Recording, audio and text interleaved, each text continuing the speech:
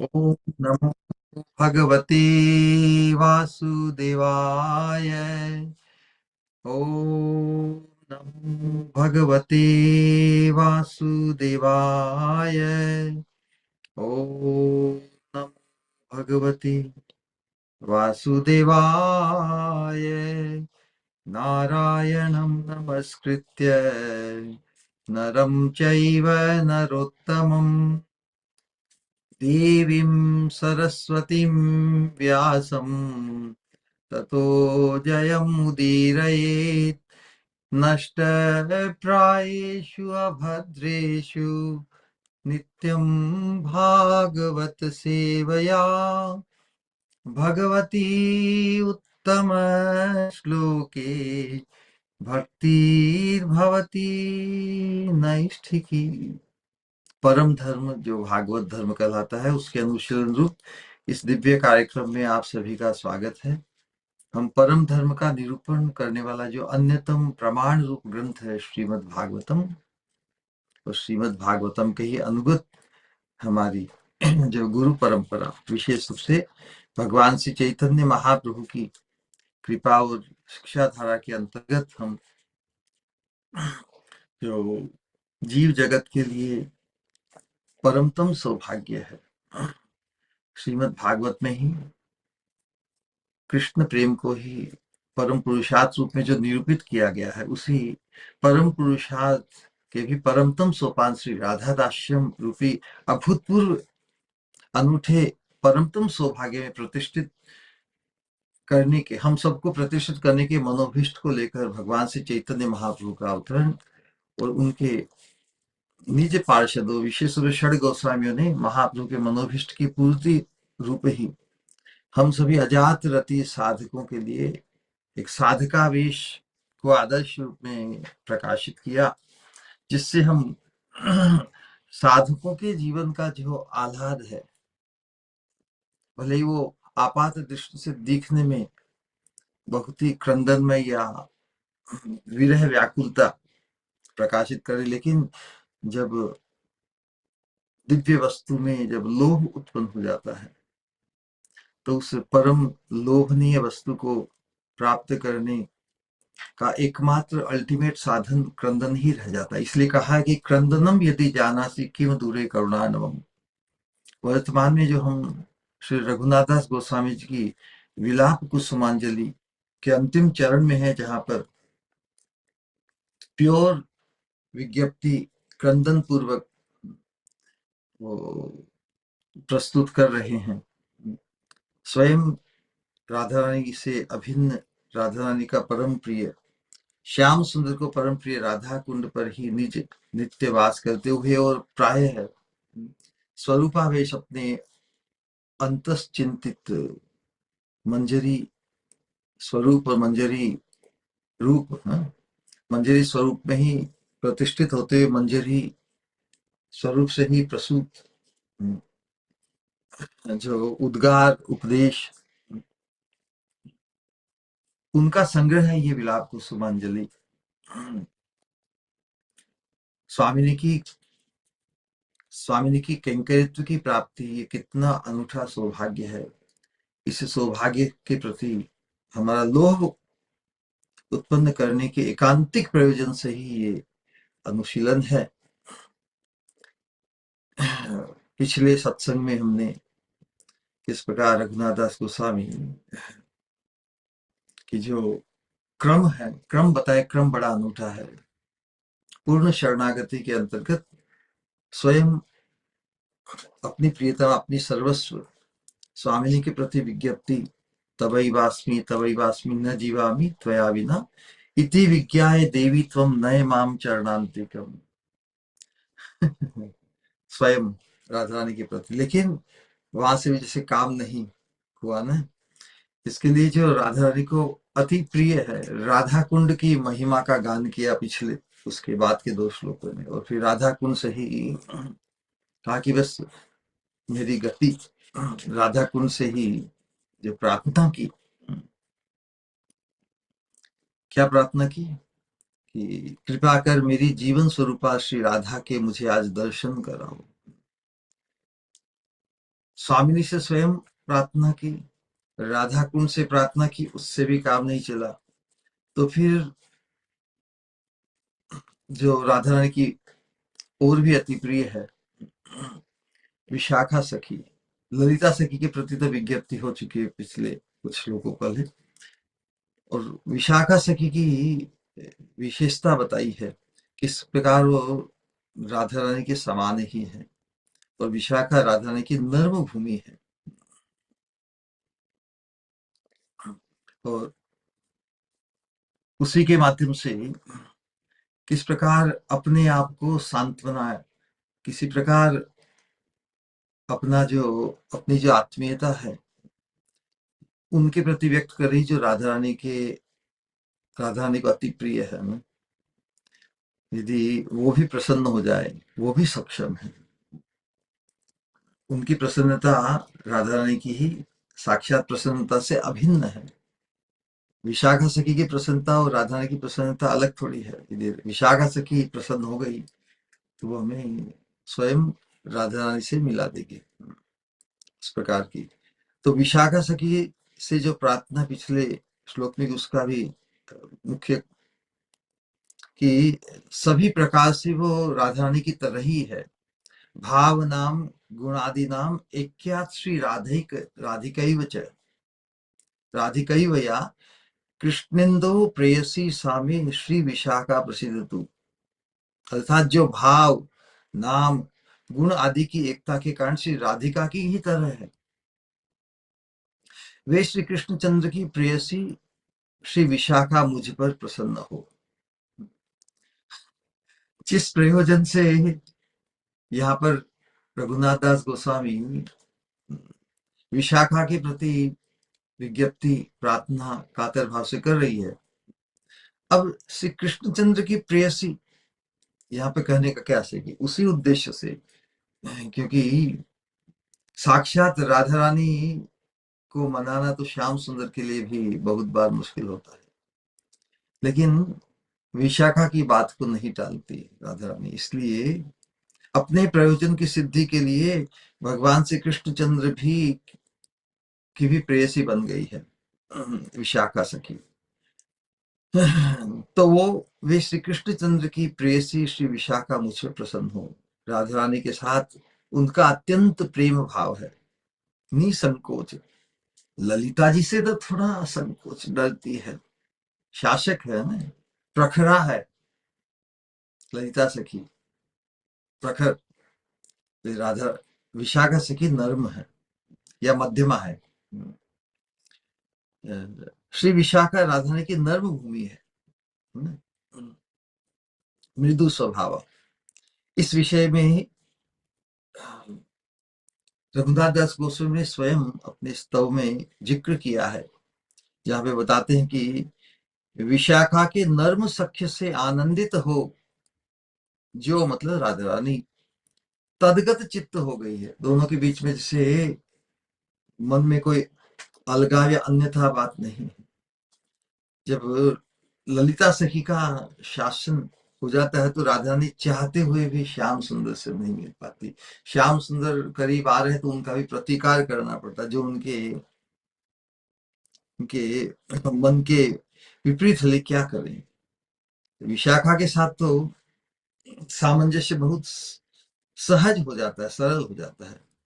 विशाखा की गूढ़ परिहास उक्ति, और विशाखा एक्सपर्ट है श्याम सुंदर को परिहास वाक्य में, मजाक में ना, पहेलियों में आउटस्मार्ट जो बुद्धिक विलास है ना, श्याम सुंदर जो राधा रानी को पराभूत करना चाहते, लेकिन राधा रानी के पास विशाखा सखी है जो परिहास उक्ति द्वारा श्याम सुंदर को पराजित कर सकती है।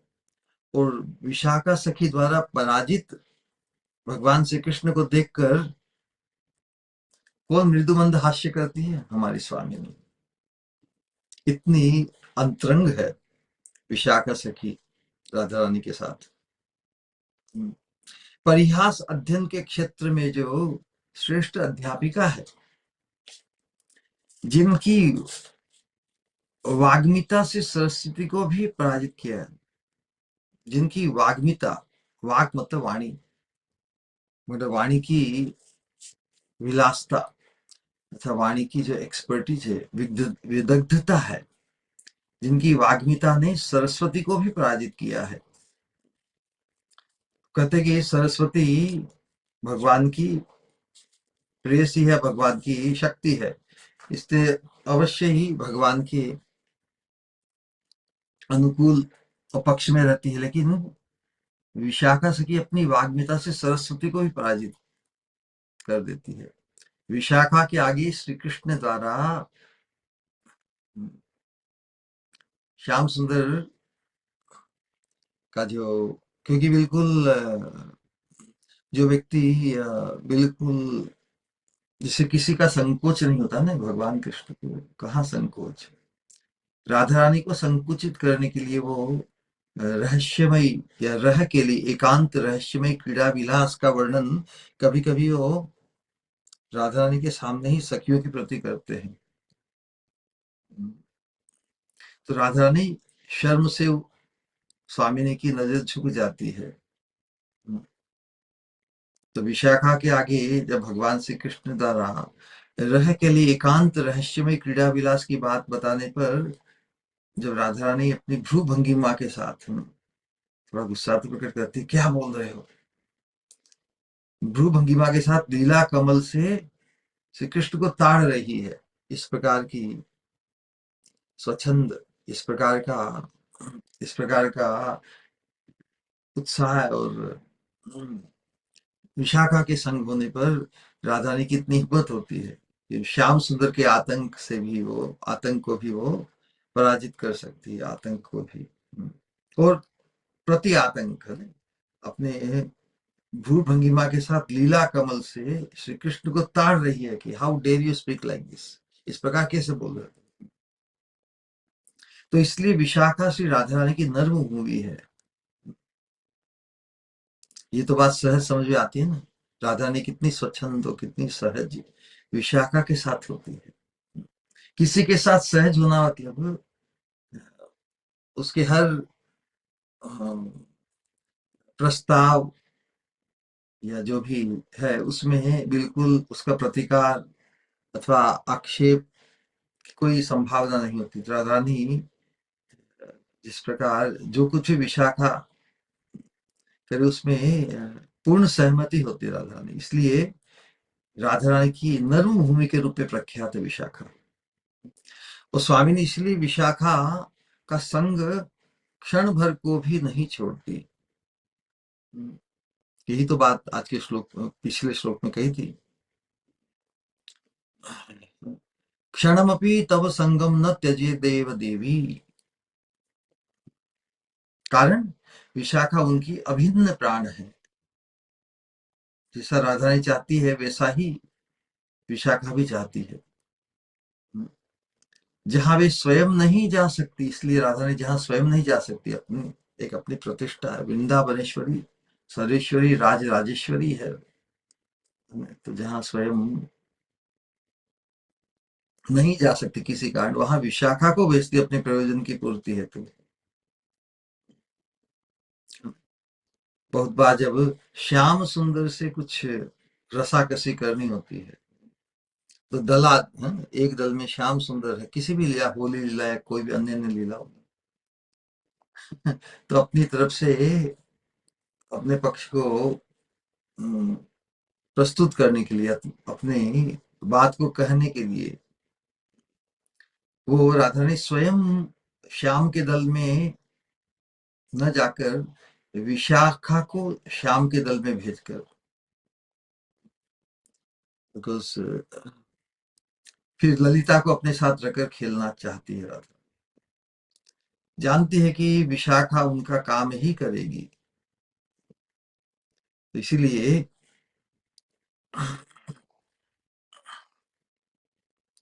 राधा रानी भी विशाखा की जो सेवा, विशाखा का जो संग है उसको अप्रिशिएट करते हुए कहती है, त्वमसि मदसवो बहिश्चरन्त तरन्तस् त्वयि महती पटुता च वाग्मिता च लघुरपि लघिमा न मे यथाश्यान् मयि सखी रंजय माधवम तदा तथाद्य।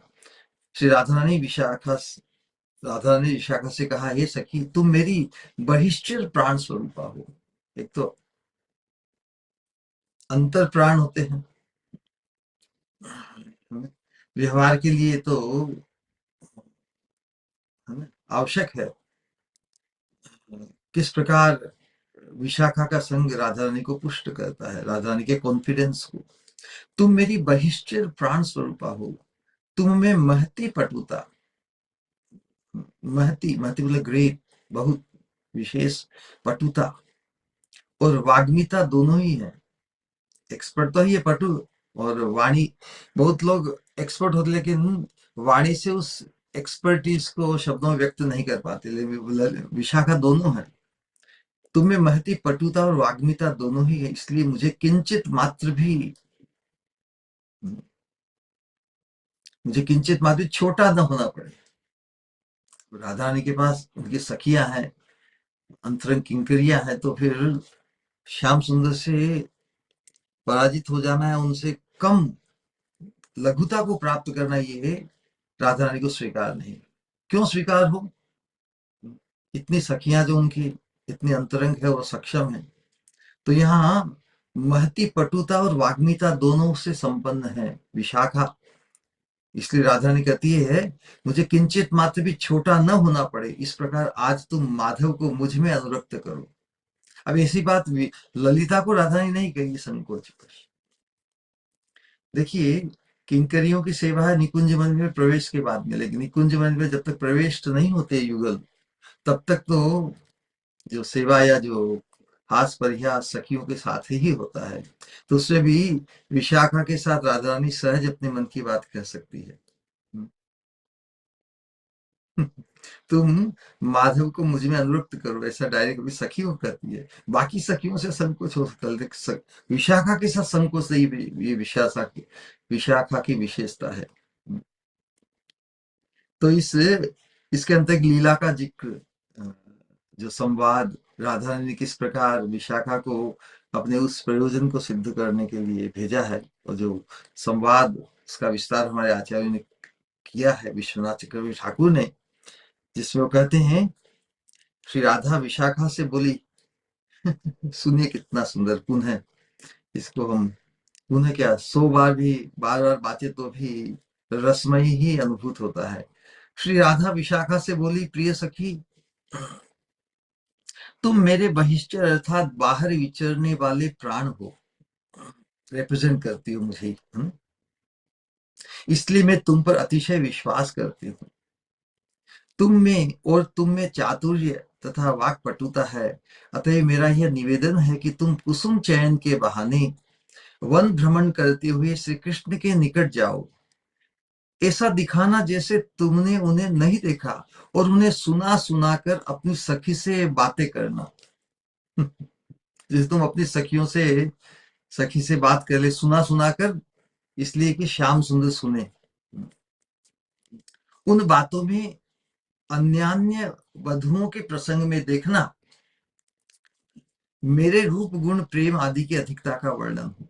अब देखिए, स्वामिनी इस प्रकार जैसे यहाँ प्रति जैसे स्व केंद्रित होकर अपनी ही प्रशंसा करवाती है इस विशाखा के द्वारा, लेकिन अपनी ही प्रशंसा विशाखा के द्वारा करवाने का प्रयोजन क्या है?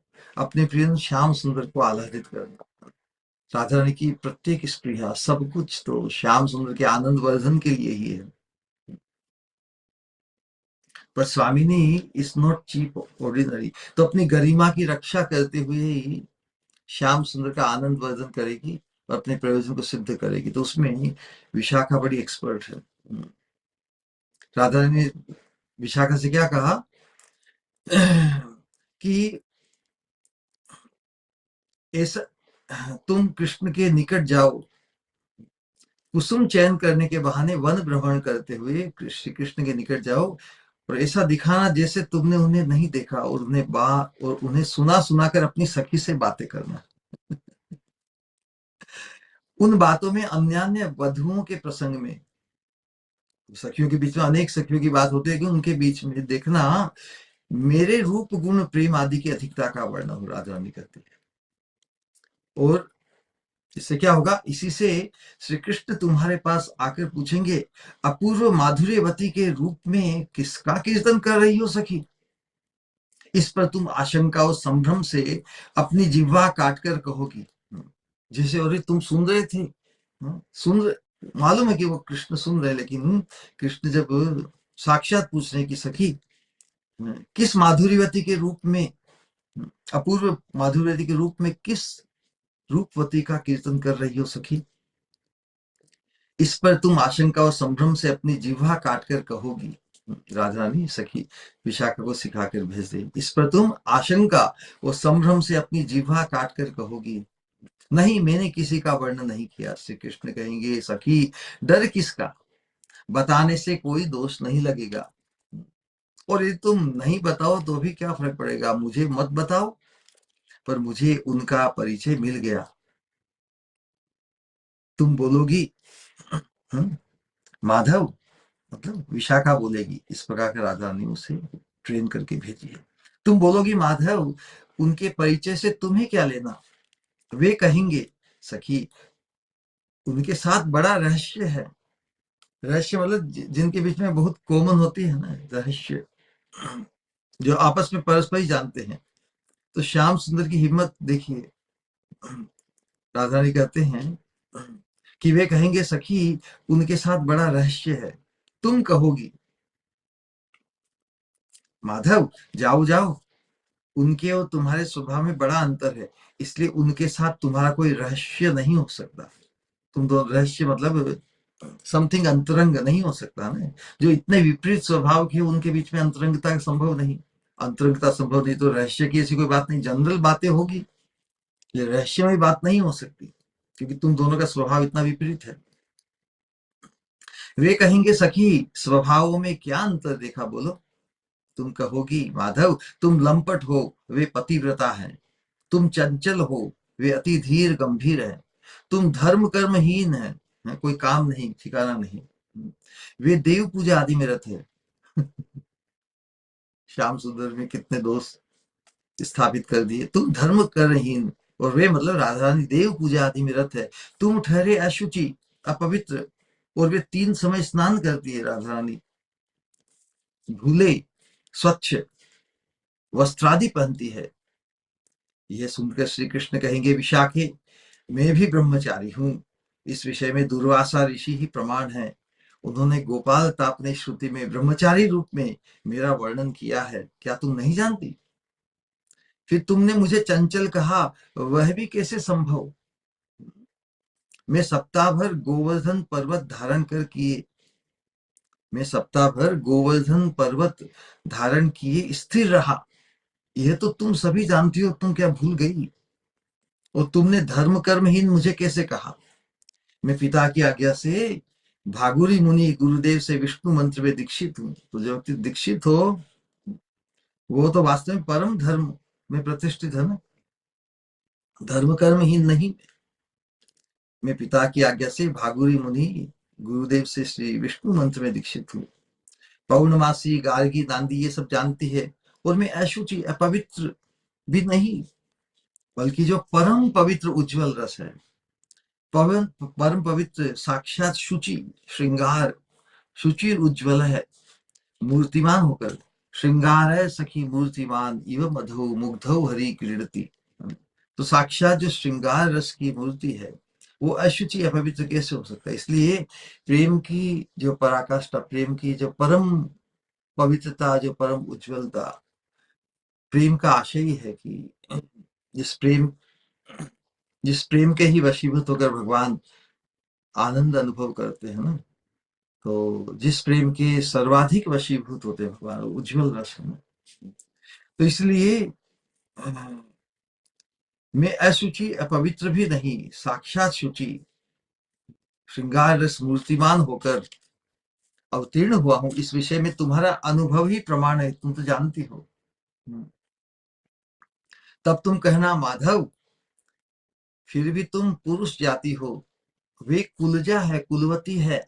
उनके लिए इस प्रकार किसी पर पुरुष, क्योंकि लौकिक दृष्टि से भगवान का राधा के साथ कोई वैवाहिक या पारिवारिक ऐसा क्लोज संबंध नहीं है, कि जिससे वो खुलेआम मिल सके।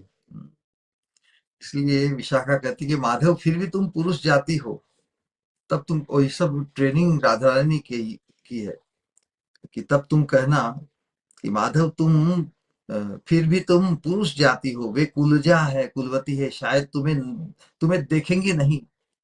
तो वे कहेंगे, अब देखेंगे नहीं तो इसमें अब श्याम सुंदर की आतुरता बढ़ जाएगी। इसलिए राधा रानी विशाखा से कहती है, फिर तुम कहना। वे कहेंगे, सखी वे मुझे न देखें, मैं उन धर्मवती को दूर से देखकर धन्य हो जाऊंगा। ठीक है, मैं साक्षात एकदम करीब नहीं, दूर से भी मुझे दिखा दो, धन्य हो जाऊंगा मैं। तुम कहना माधव, उन्हें दिखाने का उन्हें दिखाने का उपाय क्या? तुम दूर से देखना चाहती हो, कैसे कैसे दिखाऊं तुम्हें दूर से? वे कहेंगे, सखी एक उपाय है, मैं आज गोवर्धन कंदरा में एक सूर्य मूर्ति स्थापित कर अपने हाथ से मंदिर की लिपाई आदि कर दूर रहूंगा। तुम उन अद्भुत देवता के दर्शन और पूजा के लिए उन्हें ले आना, राधा रानी को। वे जब उस मंदिर में पूजा करने बैठेंगी, तब मैं उनका पृष्ठ देश, पिछला भाग दर्शन कर कृतार्थ होऊंगा। और यदि तुम्हारी कृपा हो, और यदि तुम्हारी कृपा हो, सम्मति हो, तो अलक्षित भाव से, अलक्षित मतलब उन्हें पता नहीं पड़े, कोई देख नहीं पाए तुम्हारे अतिरिक्त, विशेष हुए राधा रानी, यदि तुम्हारी कृपा हो, सम्मति हो, तो उनके लिए अलक्षित भाव से धीरे धीरे आकर बस एक बार उनका पाद पीठ चरण स्पर्श करूंगा। तब तुम कहोगी, माधव बताओ पुरस्कार क्या दोगे? वे कहेंगे, सखी पुरस्कार की क्या बात करती हो, मैं स्वयं तक को तुम्हारे हाथों बेच दूंगा। तो जब श्याम सुंदर की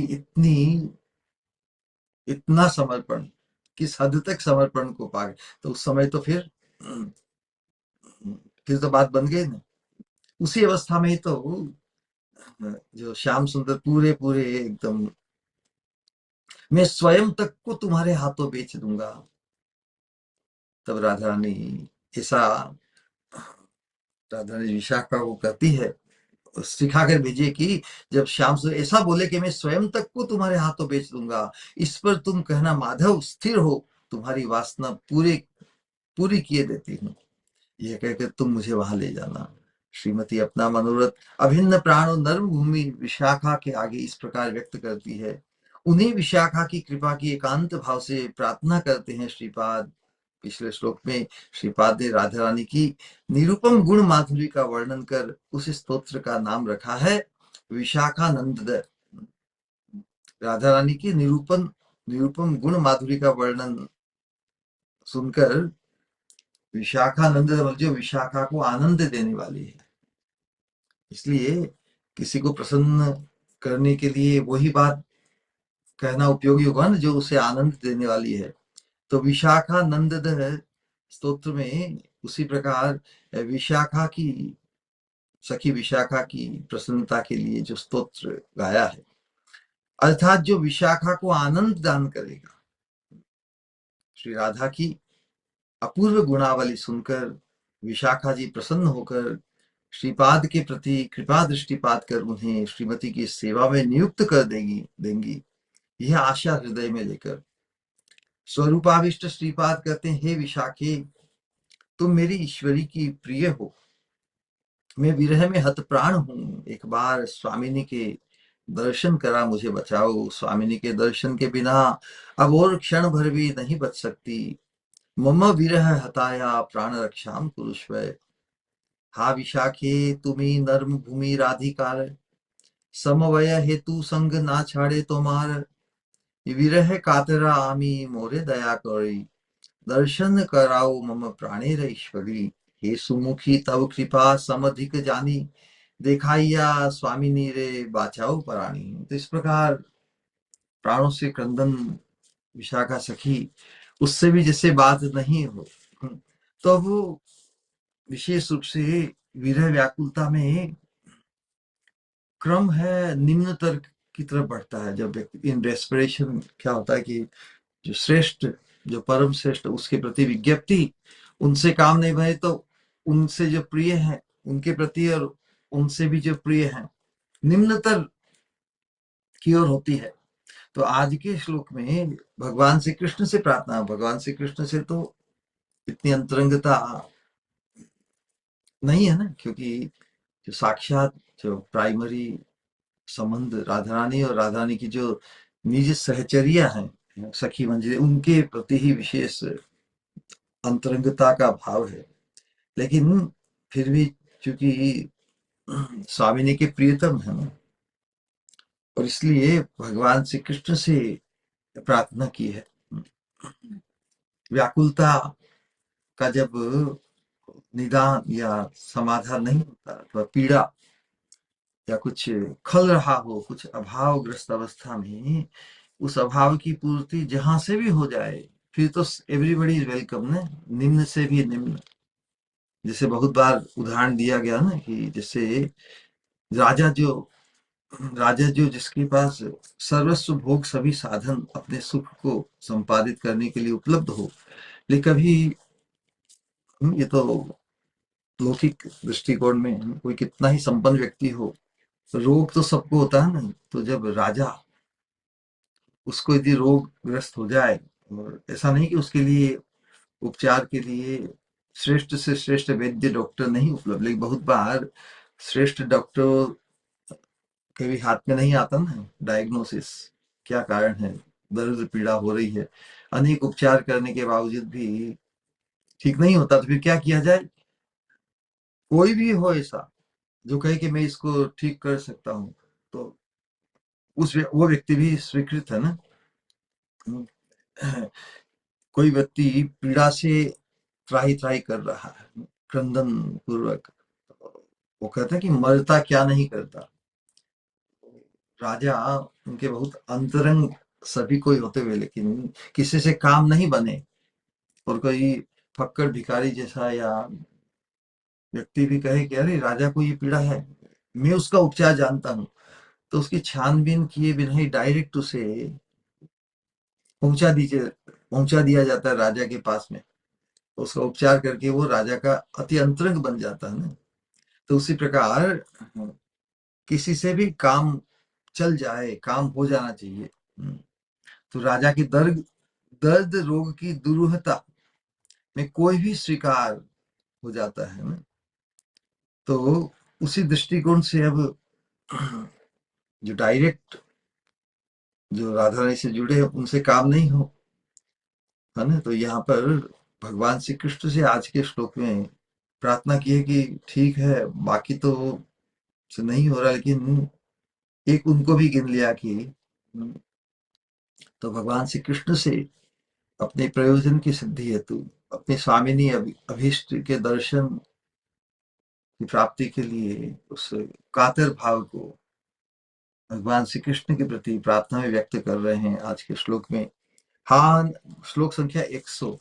हा नाथ गोकुल सुधाकर सुप्रसन्न, वक्त्रारविंद मधुर स्मित हे कृपात्र, यत्र त्वया विरहते प्रणयै प्रियारा, तत्रैव मामपि नय प्रिय सेवनाय। हा नाथ, हे गोकुल चंद्र, हे सुप्रसन्न मुखारविंद, हे मधुर हास्य आनंद, मुख पर जो हंसी रूपी स्मित, मधुर स्मित को जो प्रकाशित करते, हे कृपाद्र, कृपाद्र, कृपा, कृपा के भाव से जो आर्द्र है, जिनका चित्त द्रवीभूत हो जाता है कृपा करने के लिए। तुम जिस स्थान पर अपनी, यत्र त्वया विरहते प्रणयी प्रियारा, तुम अपनी, मतलब तुम जिस स्थान पर अपनी प्रिया, मतलब श्रीमती राधा रानी, श्री राधा रानी के साथ, श्री राधा के साथ अतिशय प्रणय से भरकर विहार कर रहे हो। अब जब राधा श्याम सुंदर प्रिया प्रीतम अतिशय प्रणय से, मतलब उत्कट वैराग्य को, उत्कट अनुराग को एक दूसरे के प्रति अपने हृदय में धारण करते हुए जो अतिशय प्रणय से भर कर विहार करते, उस समय एक दूसरे में इतने उलझे हुए होते हैं, ऑब्सेस्ड इन ईच अदर, एक दूसरे में इतने उलझे हुए होते हैं कि उस समय वो अन्य कोई सेवा, समय स्थान परिस्थिति के, यदि कोई आवश्यकता हो किसी चीज की, किसी भी चीज की, तो उसमें जब प्रिया प्रिय दोनों ही एक दूसरे में ऐसे उलझे हुए होते हैं, अथवा कुछ इस प्रकार की घटना हो जाती है कि जिसमें वो जैसे जैसे एक लीला में आया कि श्याम सुंदर की कुंडल राधा रानी के घुंघराले केशों में अटक गए, तो अब क्या, एक दूसरे को खींचेंगे तो एक दूसरे को दर्द होगा,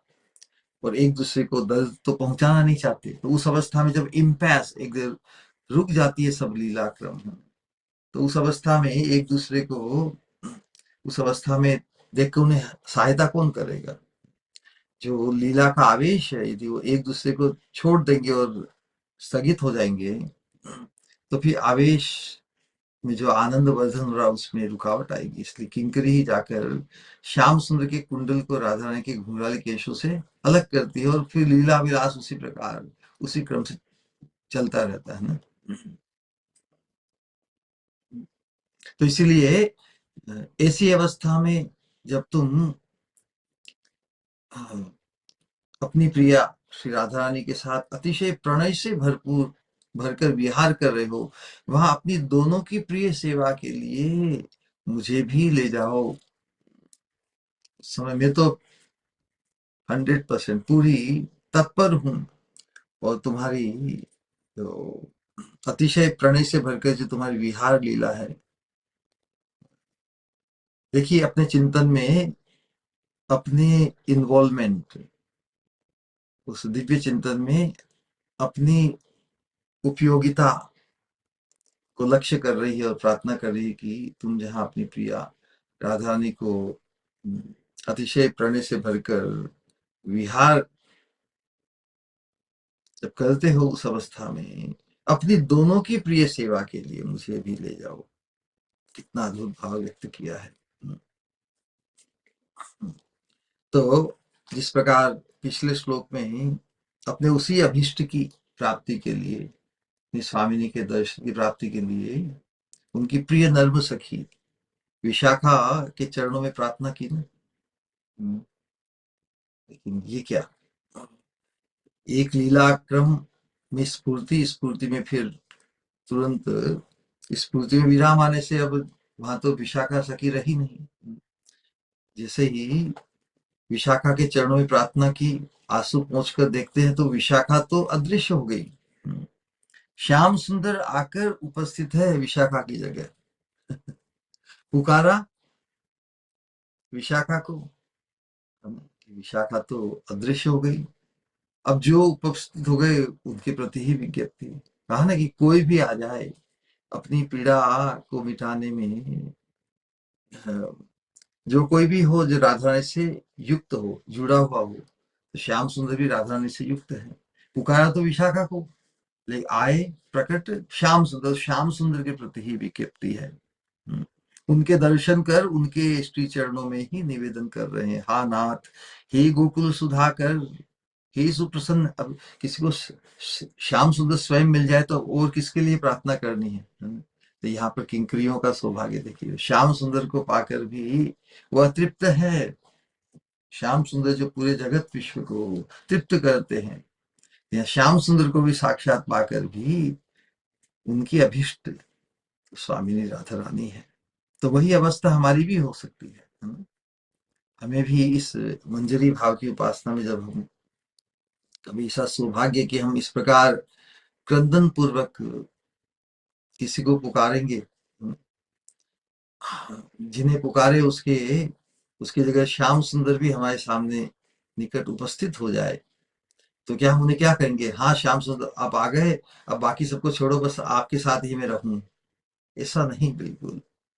उनके दर्शन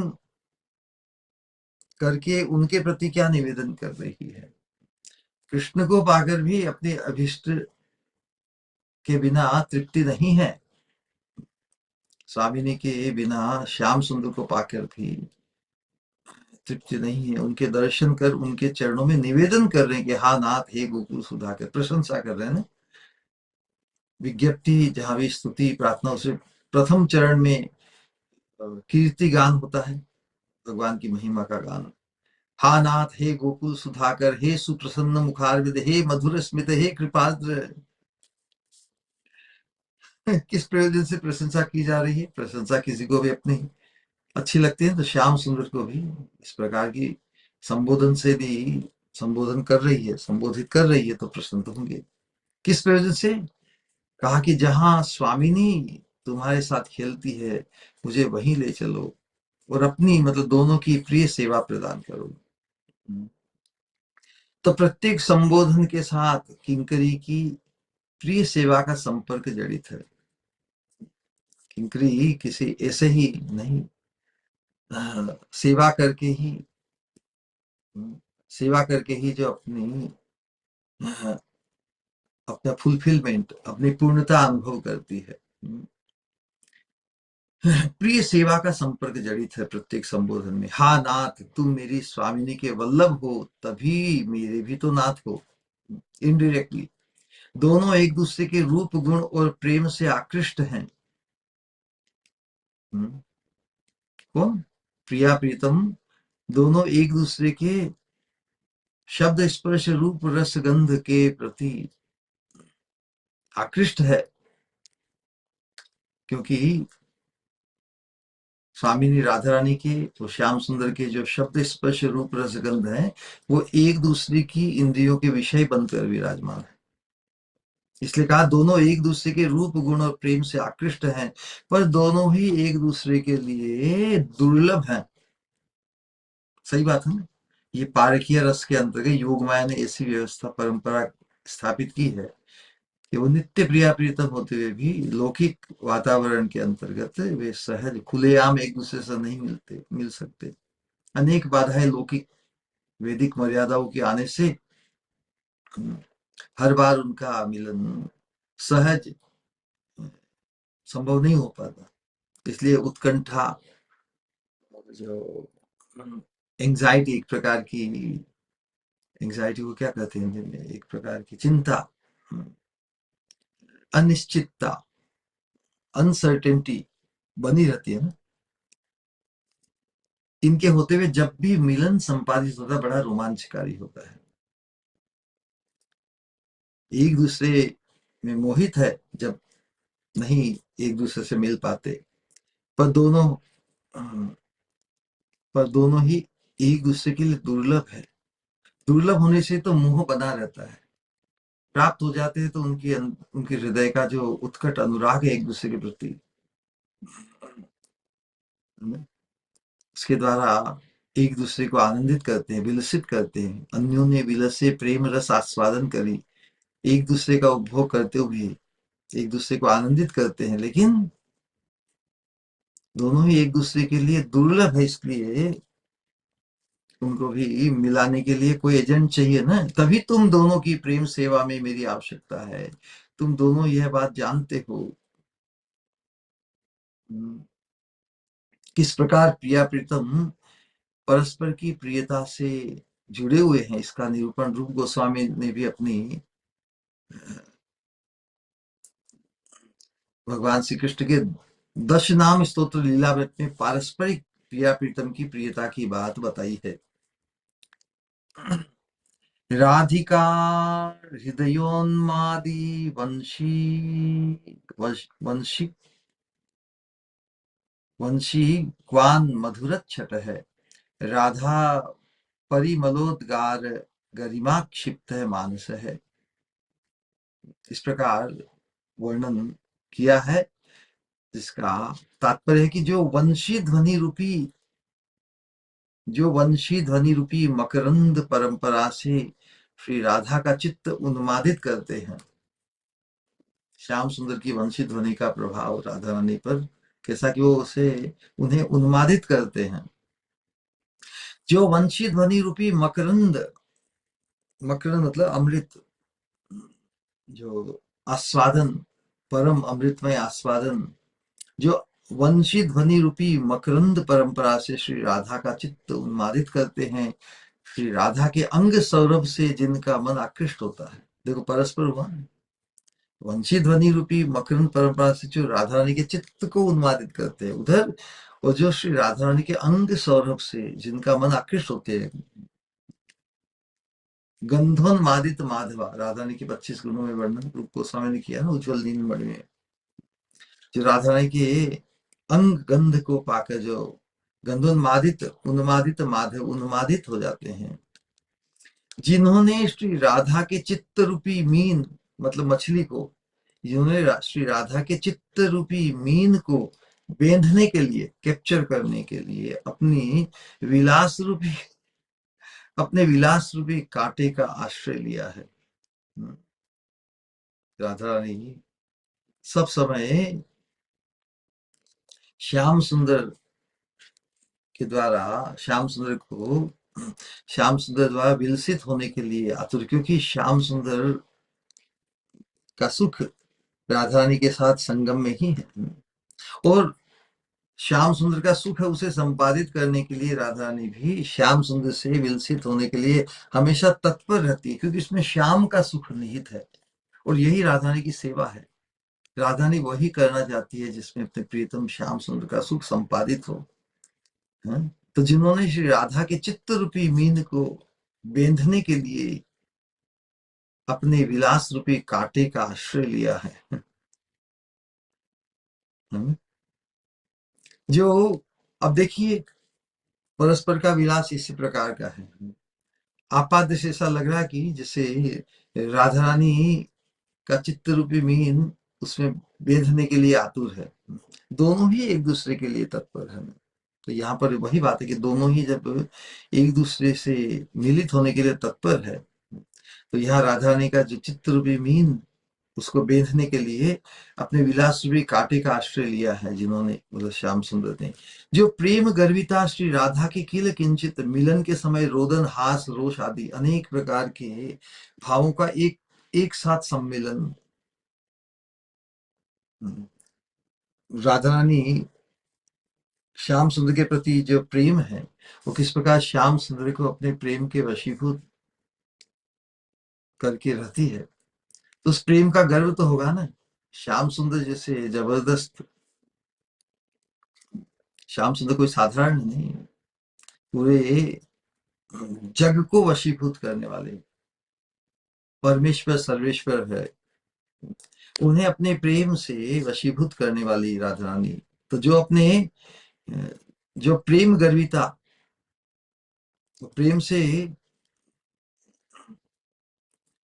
गर्विता श्री राधा रानी का जो उल्लास है, उनके जो भाव का जो माधुर्य है, श्याम सुंदर को उन्मादित करने के लिए, तो राधा रानी का जो प्रेम का गर्व है, किसी को प्रेम करके जब उसे वशीभूत करते हैं तो उस प्रेम का गर्व होता है ना, अपने प्रेम की ऐसी महिमा प्रतिष्ठा से।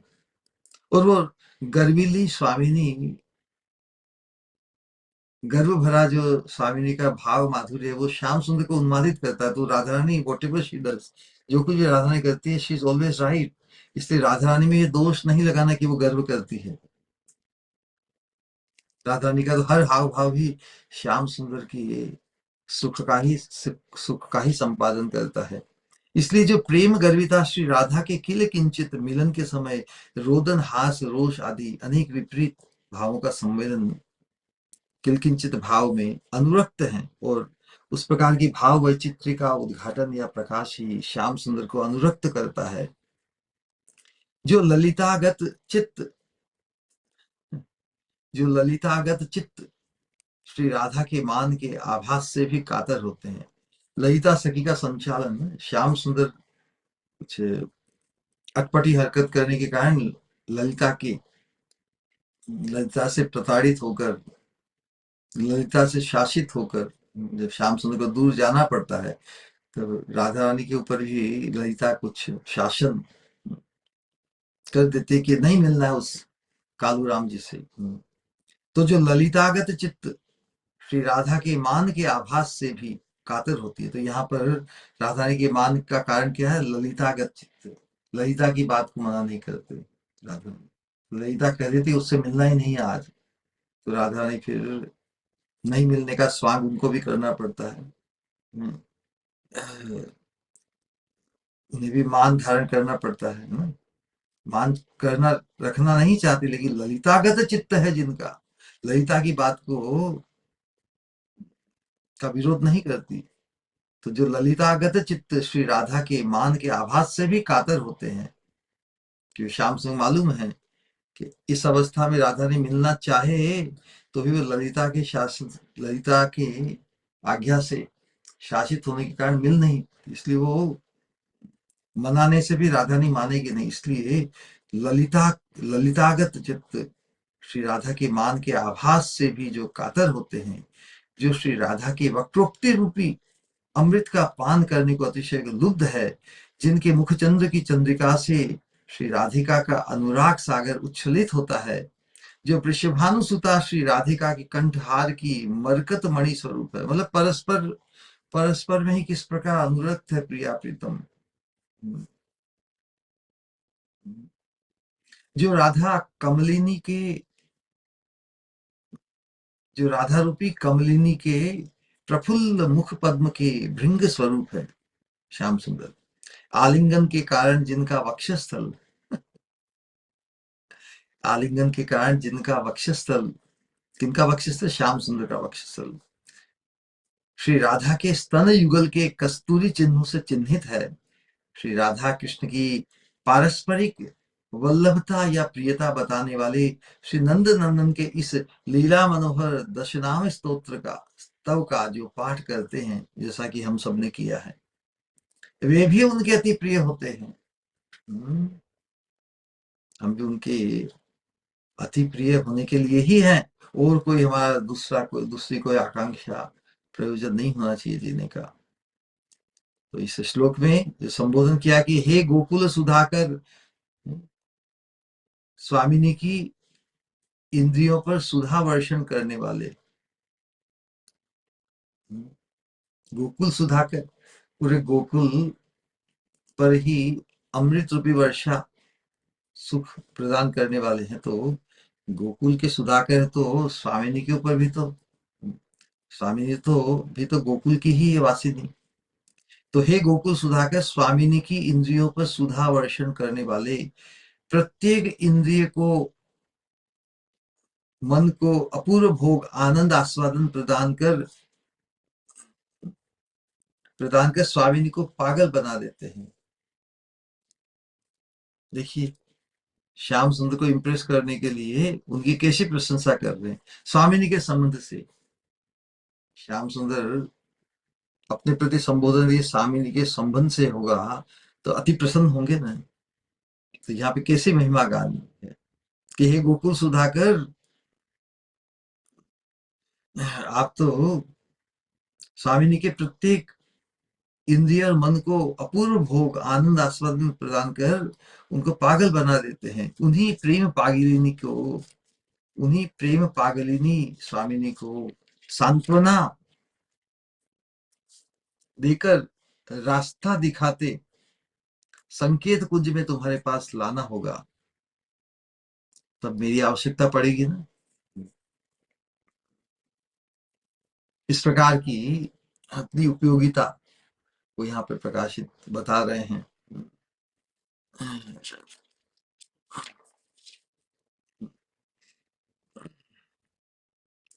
तो जिस प्रकार श्याम सुंदर राधा रानी को अपने, श्याम सुंदर अपने शब्द स्पर्श रूप रस गंध के माधुर्य से स्वामिनी की प्रत्येक इंद्रिय को और मन को अपूर्व भोग आस्वादन कराकर पागल बना देते हैं, मतलब आनंदित करते हैं ना। तो श्याम सुंदर भी तो यही चाहते हैं। श्याम सुंदर, जिस प्रकार श्याम सुंदर का माधुर्य स्वामिनी को पागल बना देता है, उसी प्रकार स्वामिनी का भी तो भाव माधुर्य श्याम सुंदर को पागल बना देती है ना। तो एक दूसरे के लिए जो पागल है, तो उनको मिलाने के लिए तो कोई चाहिए ना। को मिलाने के लिए किंकरी की आवश्यकता है। तो उन्हीं प्रेम पागलिनी को सांत्वना देकर कि भाई तू, जिस प्रकार तुम श्याम सुंदर के लिए पागल हो, उसी प्रकार स्वामी ने भी तुम्हारे लिए पागल है। जिस प्रकार उस प्रकार श्याम भी तुम्हारे लिए पागल है।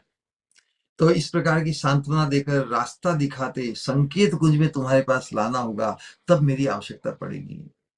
श्री गोविंद लीलामृत में जो निरूपण किया है किस प्रकार राधा रानी प्रीतम श्याम सुंदर में जिस प्रकार अनुरक्त है, किस प्रकार राधा रानी की पंचेंद्रियां श्याम की रूप माधुरी इत्यादि में अनुरक्त है। राधा रानी की पंचेंद्रिय के आकर्षण का वर्णन है। सौंदर्यामृत सिंधु भंग ललना चित्ताद्रि संप्लावक, कर्णानंदी सनर्म रम्य वचन है, कोटिंदु शीतांग कह। सौरभ्यामृत संप्लवावृत जगत पीयूष रम्याधर, श्री गोपेन्द्र सुत सकर्षति बलात्, पंचेन्द्रियाण्याली में राधा रानी अली अपनी सखी विशाखा से कहती है। क्या कहा, हे सखी, जो सौंदर्य रूपी अमृत समूह की तरंगों से ललनाओं के चित्त रूपी पर्वत को संप्लावित करते हैं, जिनके रम्य वचन परिहासमय और कर्ण सुखद है, जिनका अंग कोटि चंद्रमाओं से भी अधिक सुशीतल है, जो अपने सौरभ्य अमृत द्वारा विश्व को संप्लावित करते हैं और जिनके अधर अमृत से भी अधिक रमणीय हैं, वही गोपेंद्र नंदन श्याम सुंदर मेरी पंचेंद्रिय को बलपूर्वक आकर्षित कर रही। इस प्रकार राधानी श्याम सुंदर के विरह में चिंतन करती है। वास्तव में इस श्लोक की गहराई इतनी गजब है कि फिर एक एक इंद्रियों में किस प्रकार राधा रानी की एक एक इंद्रिय श्याम सुंदर के एक एक विषय में अनुरक्त है, लालायित मोहित है, उसका वर्णन भी। वास्तव में अनेक लीलाओं के अंतर्गत राधा श्याम सुंदर का प्रिया प्रियतम का मिलन संपादित होता है ना। तो यहाँ पर जो संबोधन भगवान कृष्ण के प्रति, तो यहाँ पर दोनों ही प्रिया प्रीतम और उनके अनेक लीलाओं के अंतर्गत तो उनका जो परस्पर का विलास है उसका स्मरण करते हुए हम उन श्री राधा कृष्ण का अपने हृदय में ध्यान करते हैं। इस प्रकार तो उसी के अंतर्गत, ध्यान के अंतर्गत, जब राधा रानी श्याम सुंदर के चिंतन में, और राधा रानी कौन है, नंद नंदन प्रिया, तो जो श्री नंद नंदन की प्रिया है वह वृषभानु नंदिनी श्री राधा अपने घर में बैठी हुई अपने प्रियतम श्री कृष्ण संग जात सुख, श्री कृष्ण के साथ इतनी लीलाएं घर में बैठी है, जब श्याम सुंदर के साथ मिलित नहीं है, उस अवस्था में अपने घर में बैठी हुई अपने प्रियतम श्री कृष्ण के संग से उत्पन्न सुख का एक ही समय में पृथक पृथक इंद्रियों द्वारा स्मरण करने लगी। उनकी ओर आकृष्ट होकर मन ही मन अपने को सांत्वना देने लगी उसी चिंतन में। तो सांत्वना देते हुए, क्योंकि अपने हृदय का जो राग है जिसके प्रति, उसको व्यक्त करने से थोड़ी राहत मिलती है, तो अपनी अंतरंग प्रिय नर्म सखी तब विशाखा जी को बुलाकर श्री राधा जी ने ये कहा, सौंदर्यामृत सिंधु भंग ललना चित्ताद्रि संप्लावक, कर्णानंदी सनर्म रम्य वचन है, कोटिंदु शीतांग कह। सौरभ्यामृत संप्लवावृत जगत पीयूष रम्याधर, श्री गोपेंद्र सुत सकर्षति बलात् पंचेन्द्रियाण्यलिभिः। वही गोपेंद्र नंदन मेरी पंचेंद्रिय को बलपूर्वक आकर्षित कर रहे हैं। हे सखी विशाखे, जो अपने सौंदर्यामृत सागर की तरंगों से रमणियों के चित्त रूप पर्वत को संप्लावित करते हैं। एक एक इंद्रिय की ना सौंदर्यामृत, जो अपने सौंदर्य अमृत सागर की तरंगों से रमणियों के चित्त रूपी पर्वत को संप्लावित करते हैं, डुबो देते हैं। भगवान का सौंदर्य, उसका प्रभाव राधा रानी के चित्त पर साधन करती है। जो रमणियों के चित्त रूप, तो राधा रानी तो रमणी है ना, तो राधा रानी जस्टिफाई करती है कि जब रमणियों के चित्त रूप पर्वत को संप्लावित करते हैं, तो मैं भी तो रमणी हूं, तो मेरे चित्त रूप पर्वत को भी डुबो देते हैं ये श्याम सुंदर अपने सौंदर्यामृत सागर की तरंगों से, जिनके इससे परिहास वचन मेरे दोनों कर्णों को उत्साहित करते रहते हैं। जिनके अंग कोटि चंद्रमा से भी, जिनके अंग अंग का स्पर्श कोमलता, जिनके अंग कोटि चंद्रमा से भी सुशीतल है स्पर्श, जिनका अमृत तुल्य मनोहर अधर निज सौरभामृत,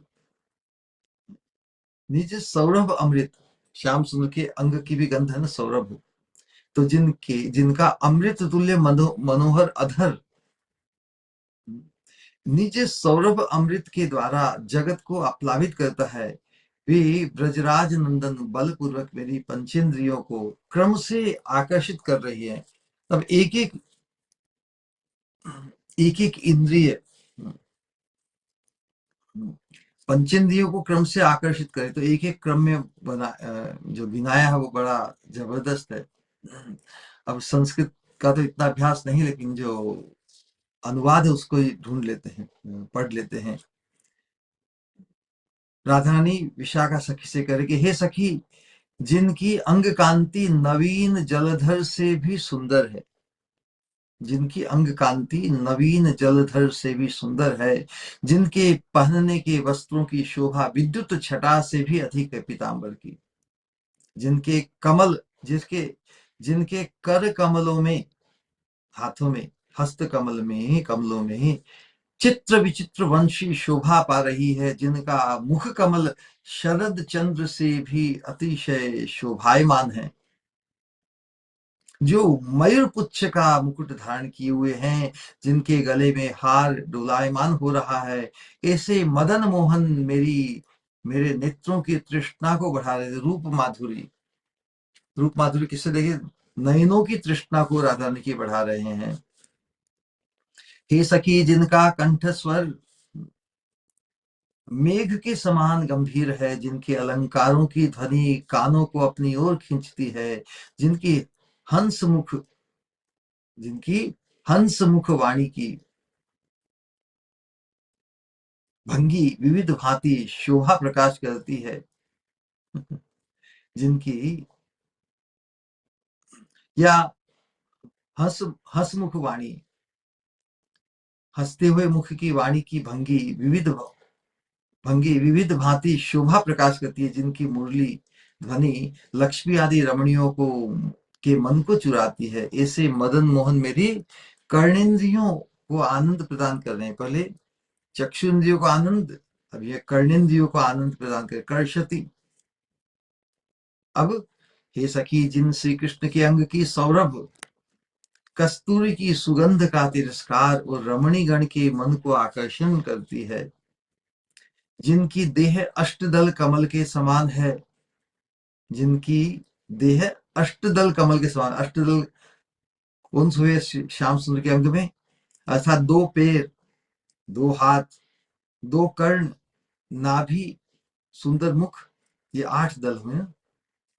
2 पैर चरण कमल, 2 हाथ हस्त कमल, 2 कर्ण कमल, नाभि कमल और सुंदर मुख कमल, ये 8 दल जिस कमल में है, जिनके समस्त अंगों पर कर्पूर मलय मतलब चंदन और अगर इत्यादि सुगंधित वस्तुओं का लेपन हो रहा है, ऐसे श्री मदन मोहन मेरी नासिका की स्प्रिया को बढ़ा रही। कौन कह रही है? हमारी स्वामिनी श्रीमती राधिका रानी अपनी प्रिय नर्म सखी विशाखा के प्रति। हम्म। तो इसलिए वो विशाखा जानती है कि स्वामिनी स्वयं ही ये परिचय दे रही है, उनकी हरकतों से भी इस विशाखा को मालूम है। तो जब इतनी एक दूसरे के प्रति अनुरक्ति है, तो उसमें सेवा के लिए तो सहायता चाहिए ना। तो यहाँ पर रेफरेंस के रूप में ही राधा रानी की जो अवस्था उसका वर्णन हम कर रहे हैं। हे सखी, जिनका विशाल वक्षस्थल इंद्र नीलमणि के दो किवाड़ों के समान मनोहर है, जिनकी दो भुजाएं कामातुर युवतियों के मन के ताप को दूर करने में अर्गल अर्गल में छिटकनी के समान है ना।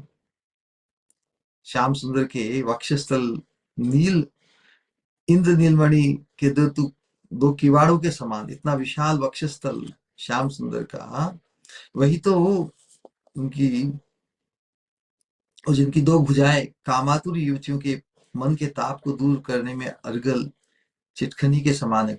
खुल गया ना। जिनके समस्त देह चंदन चंद्र नील कमल और कर्पूर के समान शीतल है, ऐसे श्री मदन मोहन मेरे वक्षस्थल के आनंद को बढ़ा रहे हैं। राधा ने किस प्रकार श्याम सुंदर के स्पर्श और आलिंगन को पाने के लिए आतुर है। अंत में, हे सखी, जिनका सुमिष्ट अधरामृत बड़े भाग्य से मिलता है और एक बार पान करने पर रमणियों में श्रेष्ठ ब्रजांगनाएं और एक बार पार करने पर रमणियों में श्रेष्ठ ब्रजांगनाएं, राधानी दूसरी ब्रजांगनाओं की बात कर रही है। जब श्रेष्ठ ब्रजांगनाएं भी दूसरे रस को तुच्छ जानती है, जब श्रेष्ठ ब्रजांगना ही श्याम सुंदर के अधरामित को पाकर दूसरे रस को तुच्छ मानती है, तो फिर मैं उन मैं उनके प्रति आकृष्ट हूं, इसमें क्या बड़ी बात है। जिनका भुक्तावशेष पान अमृत से भी स्वादिष्ट है, ऐसे मदन मोहन मेरी जिह्वा को आकर्षित कर रहे हैं। राधा रानी व्याकुल होकर श्री कृष्ण के विषय में जब इस प्रकार उत्सुकता प्रकाश कर रही थी, ठीक उसी समय तुलसी वहां आ पहुंची और श्री कृष्ण का भेजा हुआ गुंजा हाथ चंपक फूल की दो नवीन कलियां ललिता जी के हाथ देकर समस्त वृत्तांत वर्णन करने लगी।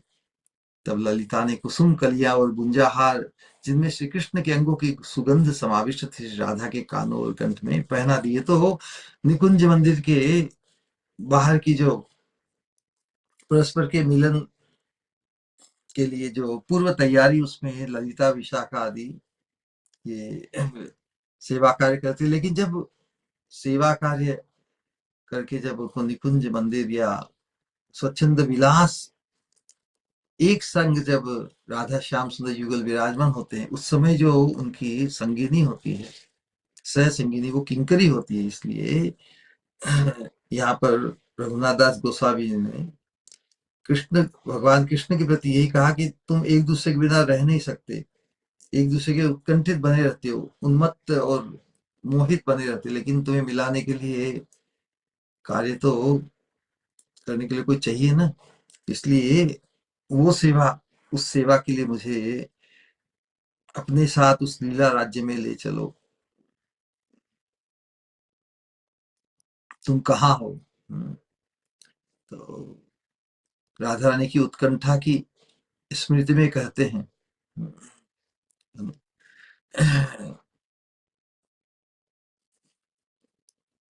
राधा रानी की उत्कंठा की,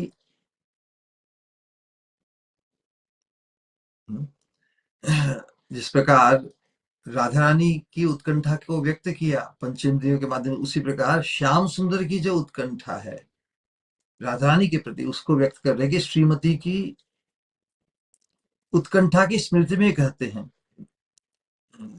श्याम सुंदर को भी मालूम है कि राधा रानी उनके लिए उत्कंठित है, तो श्रीमती की उत्कंठा की स्मृति में कहते हैं, हे सुप्रसन्न वक्तारविंद।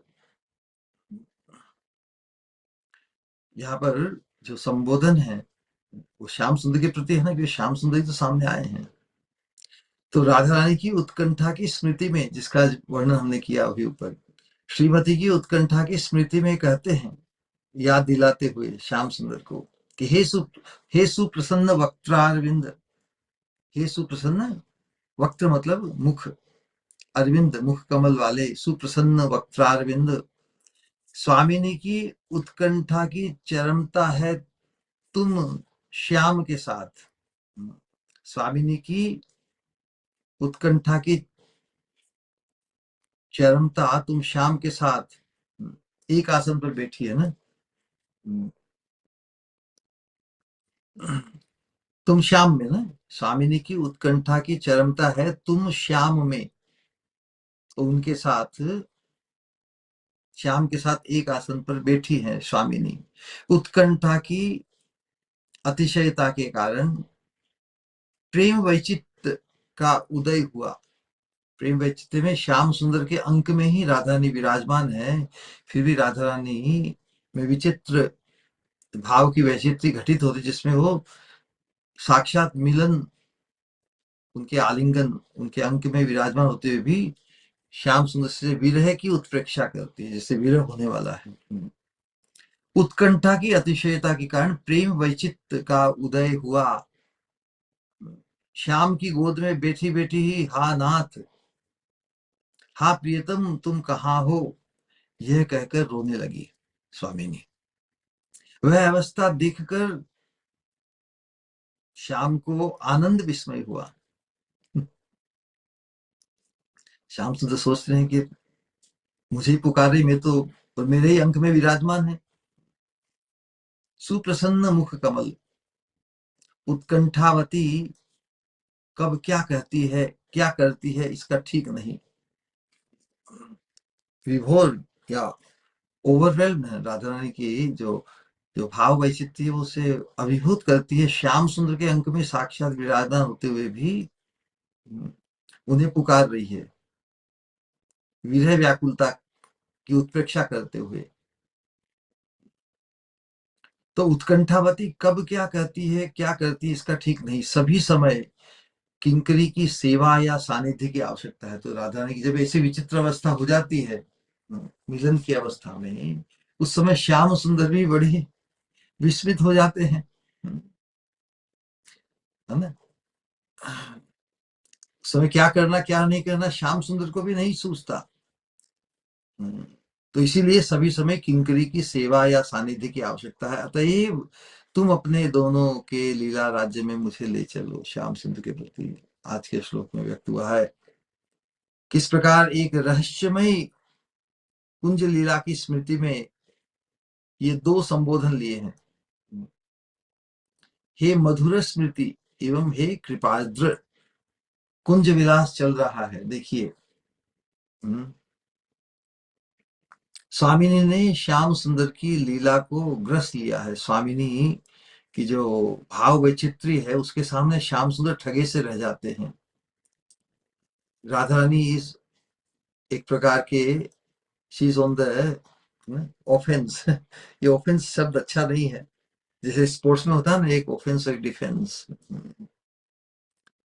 राधा रानी के भाव का जो प्रस्तुतिकरण है, भाव का प्रकाश है, वो श्याम सुंदर को अभिभूत कर देता है। श्याम सुंदर कैन नॉट डिफेंड। जो राधा रानी के प्रेम और भाव का जो प्रवाह है उसको हैंडल करने में श्याम सुंदर अभिभूत हो जाते हैं। He finds he is no match to Radha Rani's love.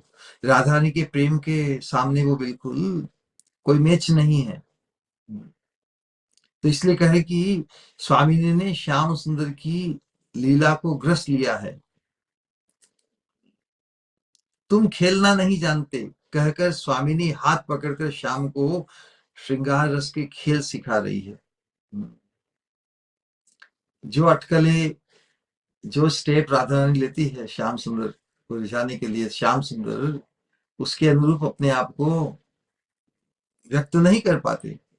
इसलिए राधा रानी जैसे श्याम सुंदर की हर लीला की जो गतिविधि उसको ग्रस लिया है, उस पर जैसे छा गई है, उस पे उसके उसको वशीभूत कर दिया है। तो फिर आक्षेप करती है कि तुम खेलना नहीं जानते, कहकर स्वामिनी हाथ पकड़कर श्याम को श्रृंगार रस के खेल सिखा रही है। वाह रे वाह। स्वामिनी की चेष्टा से अब ऐसी हमारी स्वामिनी की हरकत और जो वट कहें या आधिपत्य, उसे देखकर किंकरियों के लिए तो महोत्सव हो गया ना। स्वामिनी की चेष्टा से श्याम के चेहरे पे मृदु मधुर हंसी छिटकी है। अंत में श्रांत क्लांत अवसांग होकर श्याम के वक्षस्थल पर लेट जाती है स्वामिनी। श्याम कृपाद चित्त हो स्वामिनी की सेवा कर रहे हैं। श्री राधा का श्रम दूर करने के लिए बीजन, पंखा, अंग मर्दन आदि कर रहे हैं। उसी लीला राज्य में ले जाकर मेरी प्रेम सेवा दो, मुझे प्रेम सेवा दो। तुम दोनों ही की सेवा करके दोनों को सुखी करो। उसी लीला राज्य में ले जाकर मेरी प्रेम सेवा मुझे दो। किसकी प्रिय सेवा? स्वामिनी की प्रिय सेवा या अपनी प्रिय सेवा या मेरी प्रिय सेवा दान करो। यहाँ पर रहस्य है। किसकी प्रिय सेवा बता रहे हैं? स्वामिनी की प्रिय सेवा अवश्य ही, या अपनी प्रिय या मेरी प्रिय सेवा दान करो। स्वामिनी की प्रिय सेवा क्या है? श्याम सुंदर को सुखी करना है ना। या अपनी प्रिय सेवा, किसकी प्रिय सेवा? यहाँ पर उसी लीला राज्य में ले जाकर मेरी प्रिय सेवा दो। स्वामिनी की प्रिय सेवा या अपनी प्रिय सेवा, मतलब श्याम सुंदर की प्रिय सेवा या मेरी प्रिय सेवा दान करो। तीनों ही आ जाते हैं। जो स्वामिनी चाहती है श्याम सुंदर का सुख, और श्याम सुंदर चाहते हैं स्वामिनी का सुख, और किंकरी चाहती है उन दोनों को सुखी करके अपनी सेवा को प्राप्त करना। तो किसकी प्रिय सेवा हुई? तीनों की हो गई ना। स्वामिनी की प्रिय या अपनी प्रिय श्याम सुंदर की, या मेरी प्रिय सेवा दान करो। स्वामिनी की जो सेवा तुम नहीं कर पाओगे, तुम्हारी जो सेवा स्वामिनी नहीं कर पाएगी, है ना? स्वामिनी की जो सेवा तुम नहीं कर पाओगे, क्योंकि तुम भी अभिभूत हो जाओगे ना। जो व्यक्ति अभिभूत हो जाता है, अपने बैलेंस में नहीं रहता, वो सेवा चाहकर भी नहीं कर सकता ना बराबर। तो स्वामिनी की जो सेवा तुम नहीं कर पाओगे, तुम्हारी जो सेवा स्वामिनी नहीं कर पाएगी, वह सेवा मैं करूंगी। कहते कहते श्रीपाद व्याकुल होते हैं। हा नाथ हा गोविंद गोकुल सुधाकर, कृपा दृष्टि पात करो अमर ऊपर। हे मधुर स्मित प्रफुल्ल फुल्ल कमल वदन, सुप्रसन्न देखी तो मालईनु शरण। प्रियतमा राधिकार सहजे स्थाने, विरह प्रणय भरे सदा हृष्ट मने। तथा करे लहो मोरे करुणा करिया, मोर वांछा सिद्धि करो प्रिय सेवा दिया। हरे कृष्ण कृष्ण कृष्ण हरे हरे, हरे राम राम राम हरे हरे। निताय गौर प्रेमानंदे, हरि हरि हरि हरि बोल। सो यही अपनी वाणी को विश्राम दे हम। खूब खूब धन्यवाद सभी का, धैर्य पूर्वक आप सबने श्रवण किया। किसी का कोई प्रश्न, जिज्ञासा, कुतूहल हो तो व्यक्त करें। हरे कृष्णा।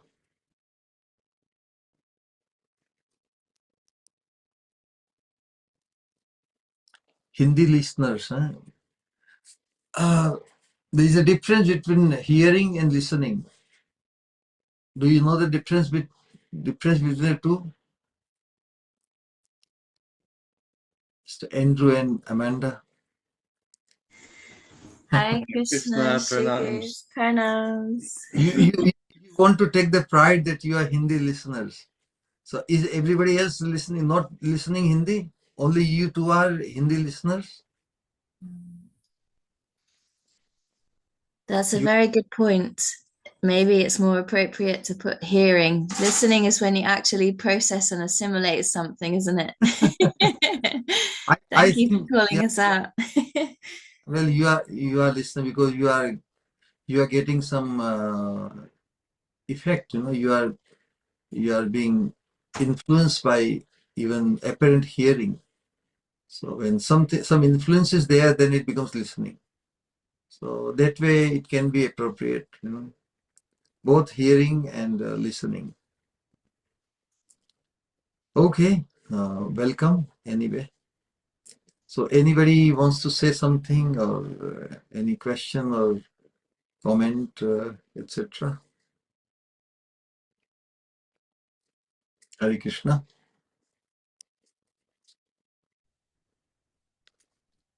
हरे कृष्ण श्री गुरु प्रणाम श्री गुरु Hare Krishna, welcome. बहुत सुंदर सत्संग श्री गुरु श्री गुरु एक प्रश्न है, जैसे राधा रानी को अगर कहीं देखें समझे कि सहायता है ललिता सखी की विशाखा सखी की, और दोनों का थोड़ा मूड अलग भी है राधा रानी के प्रति, और राधा रानी का व्यवहार उन दोनों के संग में, श्याम सुंदर को ऐसी सहायता है क्या कि श्याम सुंदर भी कभी कॉन्फ्लिक्टिंग मूड्स में एंड कोई उनको भी संभाले, जैसे राधा रानी को ललिता विशाखा सखी संभालती है? हाँ, राधा रानी की विनय व्याकुलता में तो वो हमेशा रहते हैं, लेकिन कभी कभी थोड़ा टाइम पास हो जाता है ना श्याम सुंदर का। Openly it is known that everybody is interested in Shyam, correct? तो उसमें तो कोई अन्यथा नहीं। Every so Krishna has to reciprocate. तो उनकी वीर्य व्याकुलता है, वो थोड़ी डाइल्यूट हो जाती है, टाइम पास हो जाता है। पर Radhani is interested only in Krishna, just as everybody else is also interested in Krishna. But Krishna is तो परस्पर है, इसलिए बाकी सब मनोरंजन थोड़ा टाइम पास कर ही देते हैं, लेकिन फॉर लॉन्ग टाइम यदि राधा रानी से नहीं मिल पाते श्याम सुंदर, तो वो उनकी भी व्याकुलता प्रकाशित होती है, क्योंकि अनुरक्त और वशीभूत तो एक में ही होते हैं। जिस प्रकार, इसलिए राधा कृष्ण युगल का जो परस्पर की जो मोहितता है, अनुराग है, वो अद्भुत है। तो इसलिए श्याम सुंदर का जो अनुराग है वो भी कोई कम नहीं है। श्याम गीत गोविंद में हम देखेंगे, कृष्णारी अपि संसार वासना बद्ध श्रृंखलाम राधा माधाय हृदयम तत्याजय ब्रज सुंदरी इतस्ततस्त्वाम अनुसृत्य राधिकाम अनंग वाण वृण खिन्न मानस कृतानुताप स कलिंद नंदिनी तटांत कुंजे विशेषाद माधव है। विशेषाद माधव, जो श्याम सुंदर सबको सुखी करते हैं, वो खुद राधा रानी की विरह व्याकुलता में विषाद ग्रस्त है। तो नेचुरली कोई भी कारण हो, सखिया मंजरिया भी देखती है ना कि श्याम सुंदर के बिना भले जो राधा रानी ने अपनी हरकत, अपनी स्वच्छंदता, अपने मान रूपी भाव को व्यक्त करके खुद ही श्याम सुंदर को दूर कर दिया ना, तो क्या श्याम सुंदर से दूर रह सकती है वो अधिक समय? तो उधर श्याम सुंदर भी दुखी, इधर राधा रानी भी दुखी। तो उस अवस्था में फिर उनको मिलन को संपादित करने में सखियों की ही, किंकरियों की ही तो आवश्यकता होती है ना। तो यस, जब श्याम राधा रानी से किसी तरह मिलन संपादित हो सके, वो जब निकुंज मंदिर के अंतर्गत जब सखी मंजरियों के इर्द गिर्द होते श्याम सुंदर, दूसरे ब्रजवासियों का कोई आतंक नहीं, कोई ऐसा समय नहीं कि जहाँ पर उनको कोई ड्यूटी करना हो।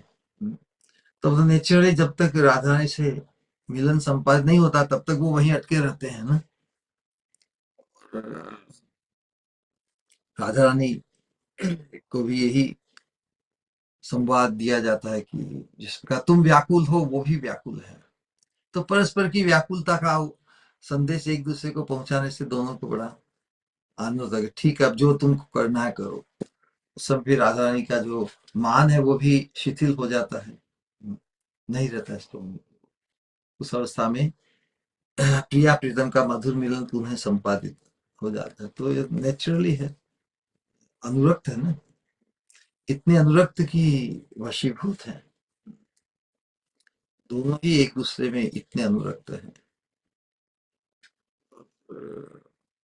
श्याम सुंदर का भी कोई की अनुरक्ति कोई कम नहीं है। ऑफकोर्स हमारी स्वामिनी का जो प्रभाव है श्याम सुंदर पर, हमें तो वही सुहाता है। लेकिन श्याम सुंदर देखो, उन्हें सभी चाहते हैं, इंक्लूडिंग राधा रानी ना।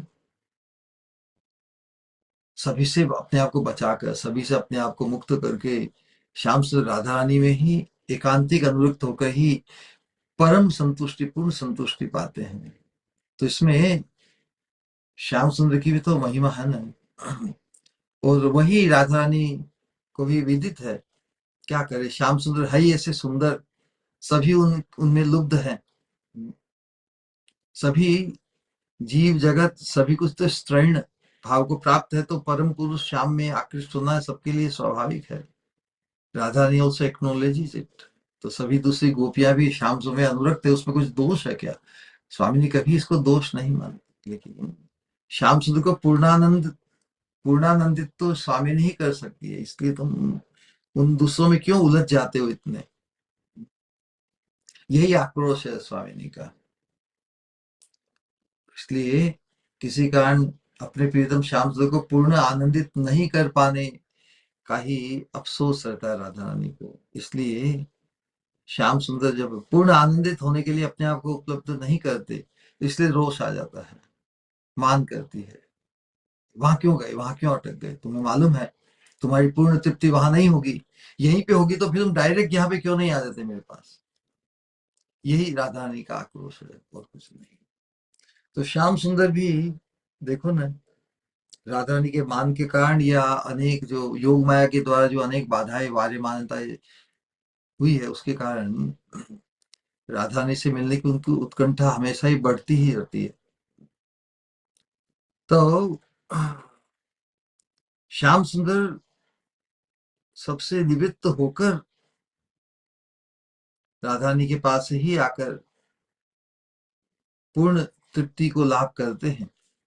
तो इससे उनका राधा रानी के प्रति जो प्रेम है वो भी तो अद्वितीय है ना।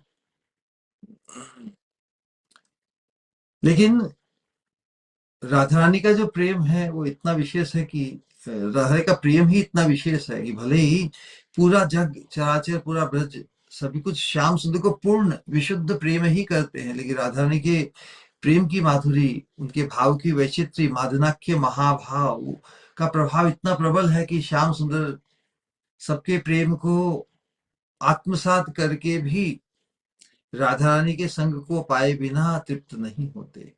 यही राधा रानी के प्रेम की विशेषता है। ऑलराइट,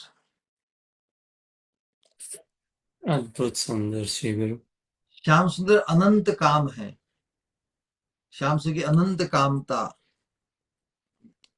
को पुष्ट करने में एकमात्र स्वामी ने ही सक्षम है।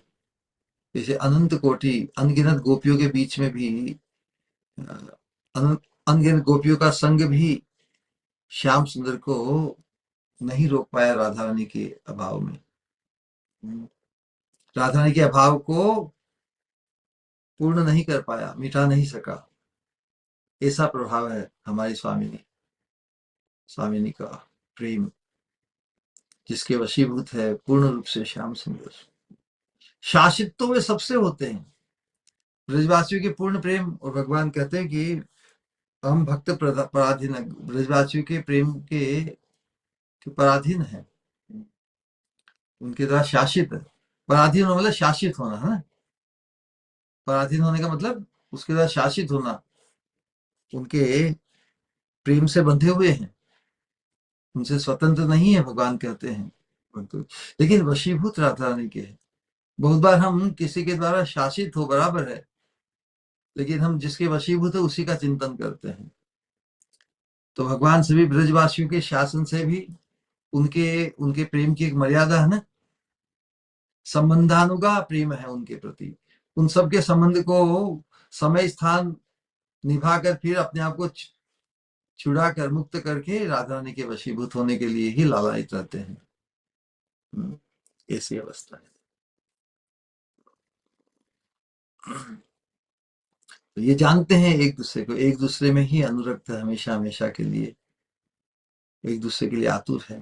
लेकिन बहुत बार श्याम सुंदर अपने दूसरे लॉट ऑफ ऑब्लिगेशंस ना, जिस प्रकार श्याम, जिसे राधा रानी अपने धर्म के अंदर ओब्लाइज्ड है बहुत कार्यों में, उनसे फ्री होकर जब श्याम सुंदर के लिए एकांतिक अपने आप को उपलब्ध करती है निकुंज मंदिर में संकेत स्थान पर, उसी प्रकार श्याम सुंदर भी बाकी पूरे पूरे जगत के या पूरे ब्रज के ब्रजवासियों के प्रति उनका जो ऑब्लिगेशन है उसको निभाकर वो भी समय समय पर जब भी अपने आप को पूर्ण रूप से राधा रानी के लिए उपलब्ध कर पाते हैं तो परमानंद का अनुभव करते हैं।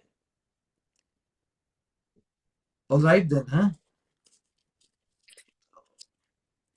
अद्भुत श्री गुरु। और ये जो आप समझाते हैं ना श्री गुरु, ये श्याम सुंदर ब्रज में सबसे आकृष्ट हैं या शासित, शासित और वशीभूत केवल राधा रानी से ही है। Yes absolutely. इस डिफरेंस को ही तो समझना है, इसको समझना है कि सबके द्वारा शासित हो, किस प्रकार वो अटकलें लगाकर सबसे निवृत्त होकर राधा रानी में ही अनुरक्त होने के कारण अपने आप को वहां पर उपस्थित करते, उस अवस्था में भी उनका उनका उनके ऊपर जज किया जाता है राधा रानी और किंकरियों सखियों के द्वारा, हाउ ही गॉट लेट। तो श्याम से इस रूप में अक्षम पाते हैं कि उन्हें तो, यदि वो उनकी प्रतिष्ठा सर्वेश्वरेश्वर है, सर्वसमर्थ है, तो यहाँ पर वो कैसे अटक जाते हैं। लेकिन इसलिए स्वपक्ष विपक्ष तटस्थ पक्ष सुहृद पक्ष, इसके कारण जो राधा कृष्ण के मिलन का जो संपादन है वो और भी रोचक, और भी रसमय, और भी उसमें अनेक प्रकार की अटकलें करवटें लेती है ना, अनेक आक्षेप आक्षेप का कारण मिल जाता है ना? चंद्रावली के कारण या अन्य सखियों के कारण, यही है सब कुछ बड़ा ही चटपटा।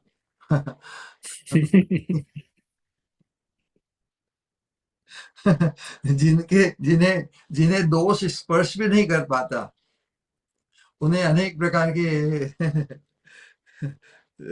दोषों के दोषाक्षेप दोषाक्षेप झेलने पड़ते हैं, क्या करे बेचारे।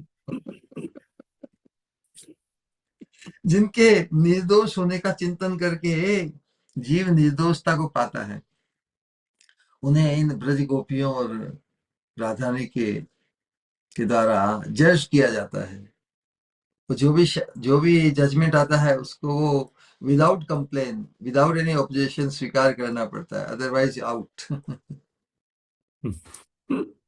इन्हें बड़ी पराकाष्ठा प्राप्त है। निकुंज निकुंज मंदिर की जो लीला की परिपाटी है, सेवा की बड़ी बड़ी अनोखी है। वहां पर परो तत्व, वास्तव में एसेंस ऑफ गॉड जो कहते हैं, राधा रानी से essence of God, Radha Rani is also God. तो जो एक्सटर्नल लोक और वेद में प्रसिद्धि गॉड के रूप में श्री कृष्ण की है, तो निकुंज मंदिर के अंतर्गत तो स्वामिनी का ही आधिपत्य है, स्वामिनी की ही स्वामिनी के ही वशीभूत होकर श्याम सुंदर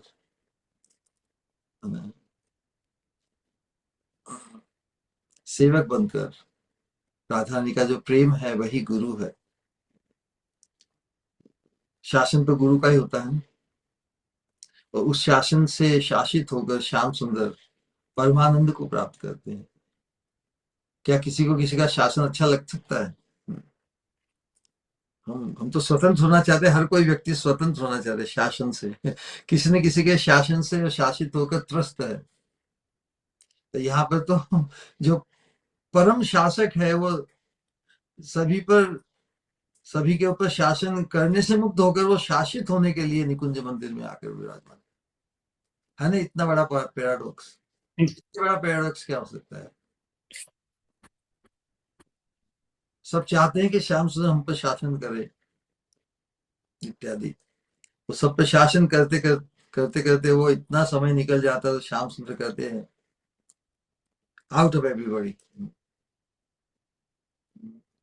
गोपियों का और विशेष रूप परमा गोपी राधा रानी का जो शासन और श्याम सुंदर को इतना सुहाता है कि उसके एकांतिक वशीभूत हो जाते हैं।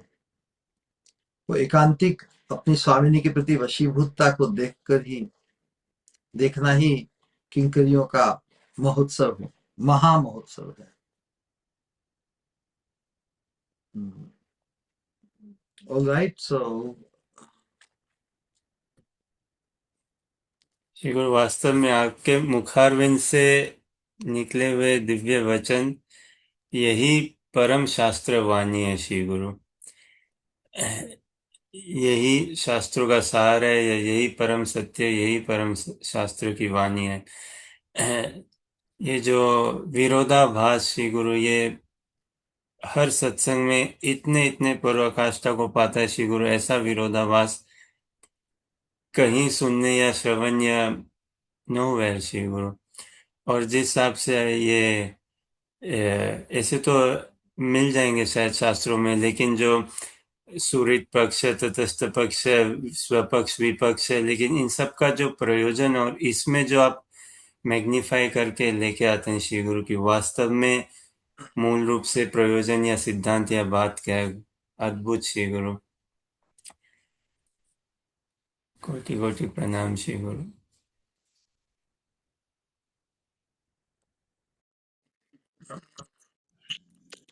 all right then. प्रणाम श्री गुरु। हरे कृष्णा। हरे कृष्णा, वेलकम। एज यूजुअल बहुत ही सुंदर अद्भुत सत्संग। श्री गुरु, एक प्रश्न था, जैसे स्त्री देहधारी साधकों का तो मंजरी नाम विदित होता है, अब जो इसी संप्रदाय में दीक्षित है पुरुष देहधारी साधक, उनका तो नाम जैसे भगवान के नाम पे ही होता है। तो अगर जीवन के अंत तक भी अगर उन्हें इस हाईएस्ट फिलॉसफी का मतलब अंडरस्टैंडिंग नहीं रहे, तो फिर उनका गंतव्य क्या निकुंज? अंते जेहि मति सोई गति, इसमें क्या है? तो मति में तो भले ऊपर दिखने में पुरुष देह स्त्री देह कुछ भी हो, उसकी उनकी जो मति में जो अधिष्ठित हो जाएगा वही तो गति होगी।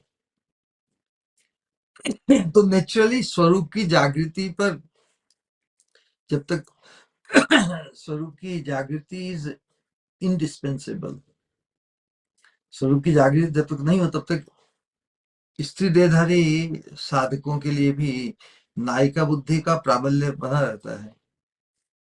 मैं नायिका हूँ, किसी की स्त्री हूँ, किसी की भोग्या हूँ, और ये जो भोग ग्रंथि, इसका जो आकर्षण ये अनंत काल से हमें घेरे हुए है ना।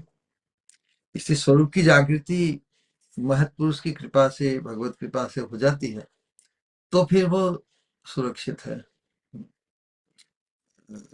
अवेकनिंग मैटर्स ना, अवेकनिंग के पहले क्वाइट पॉसिबिलिटी बनी रहती है कि अपनी स्वरूप की विस्मृति होने पे फिर हम अटक जाएं कहीं पर। जैसे बताया ना कि हम इस जगत में घूमते हैं, आंखों से देखते भी सबको देखते, खुद को ही नहीं देख पाते ना। तो खुद को हम उसी दृष्टि से देखते हैं जिसका आवेश होता है। तो आवेश तो पुरुष देह का पुरुष देह में ही है, भोक्ता बने का भाव, अथवा स्त्री देह में भोग्या होने का, नायिका होने का। तो दूसरों को नायक बुद्धि से ही देखेगा, अथवा पुरुष भाव में दूसरों को नायिका बुद्धि से देखेगा। लेकिन जो स्वरूप में जागृत है वो खुद को यदि राधा रानी की किंकरी के एहसास में जीता है, संसार के व्यवहार में भी खुद को जानता है ना कि मैं राधा रानी की किंकरी हूं, तो फिर सुरक्षित है। फिर वो अनगिनत सुंदरियों के बीच से भी उसे गुजरना हो तो पर्सन इज सेफ, बिकॉज जो गुजर रहा है उसकी चेतना तो राधा रानी की किंकरी के भाव में है। तो यही है, जब तक स्वरूप की जागृति नहीं होती तब तक ही ये अटकल है।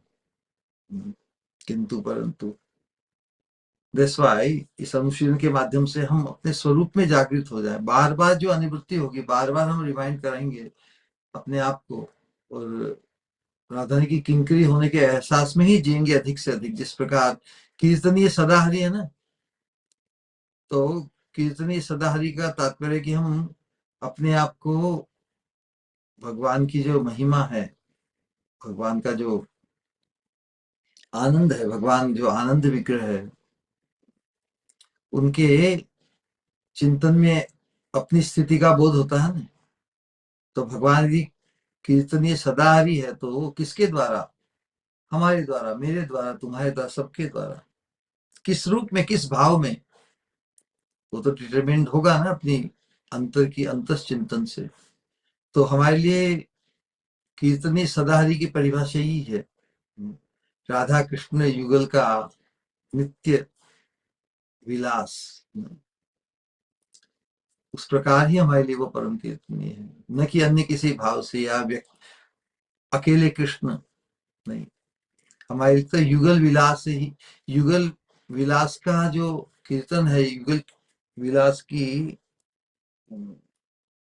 रूप में जिनकी महिमा है, परम महिमा,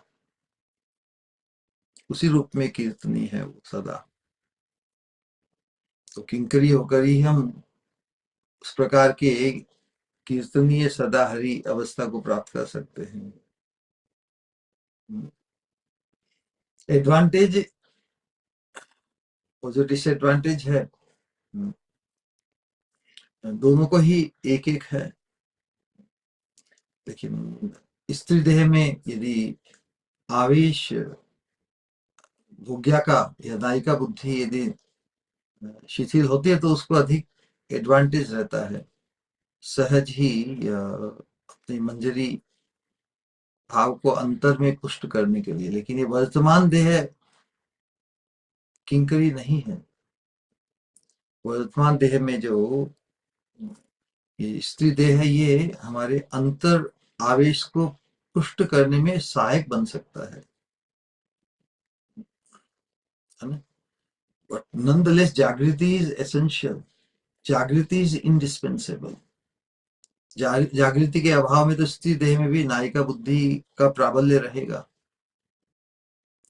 और जागृति होने पर पुरुष देह में भी वो अपने राधा रानी की किंकरी होने के एहसास में जीने से वो सुरक्षित है। The difference maker is actually जागृति, नॉट अदरवाइज। अपेरेंट एडवांटेज स्त्री देहधारी साधक को हो सकता है, लेकिन उनके लिए भी जागृति तो इंडिस्पेंसेबल है ना। ऑलराइट, जी श्री राम, हरे कृष्णा, प्रणाम।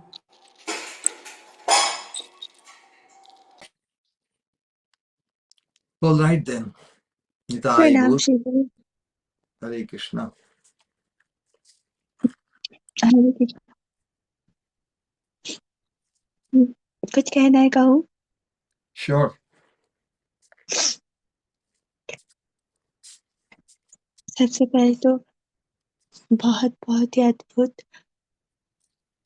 मानो हर श्लोक में, हर श्लोक को इतना अद्भुत बना देते हो। ऑलरेडी हर एक श्लोक अद्भुत है ही, पर आपकी वाणी की मिठास से, आपके एहसासों की गहराई जब उसमें घुलती है, तो वो मानो और भी ज्यादा दिव्यता का एहसास लिए हृदय में दस्तक देता है।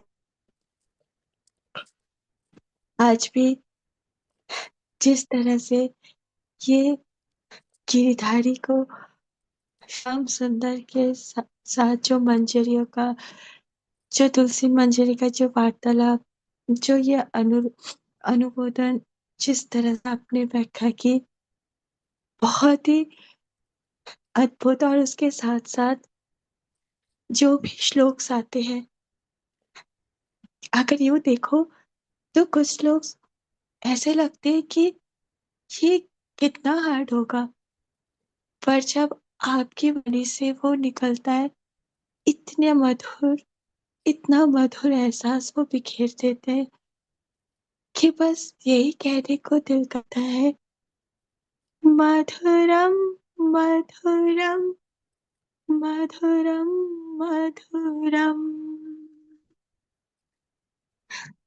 और कहने को ये क्या चाहूं, दूर देश चले गए हैं मेरे श्री गुरु, दूर देश चले गए हैं देखो मेरे श्री गुरु, पर वहां से भी अमृत रस बिखेर रहे हैं, कैसा सुंदर महिमा का, कैसा सुंदर महिमा का गान किया उन्होंने, मंजरी के सौभाग्य से और भी ज्यादा पहचान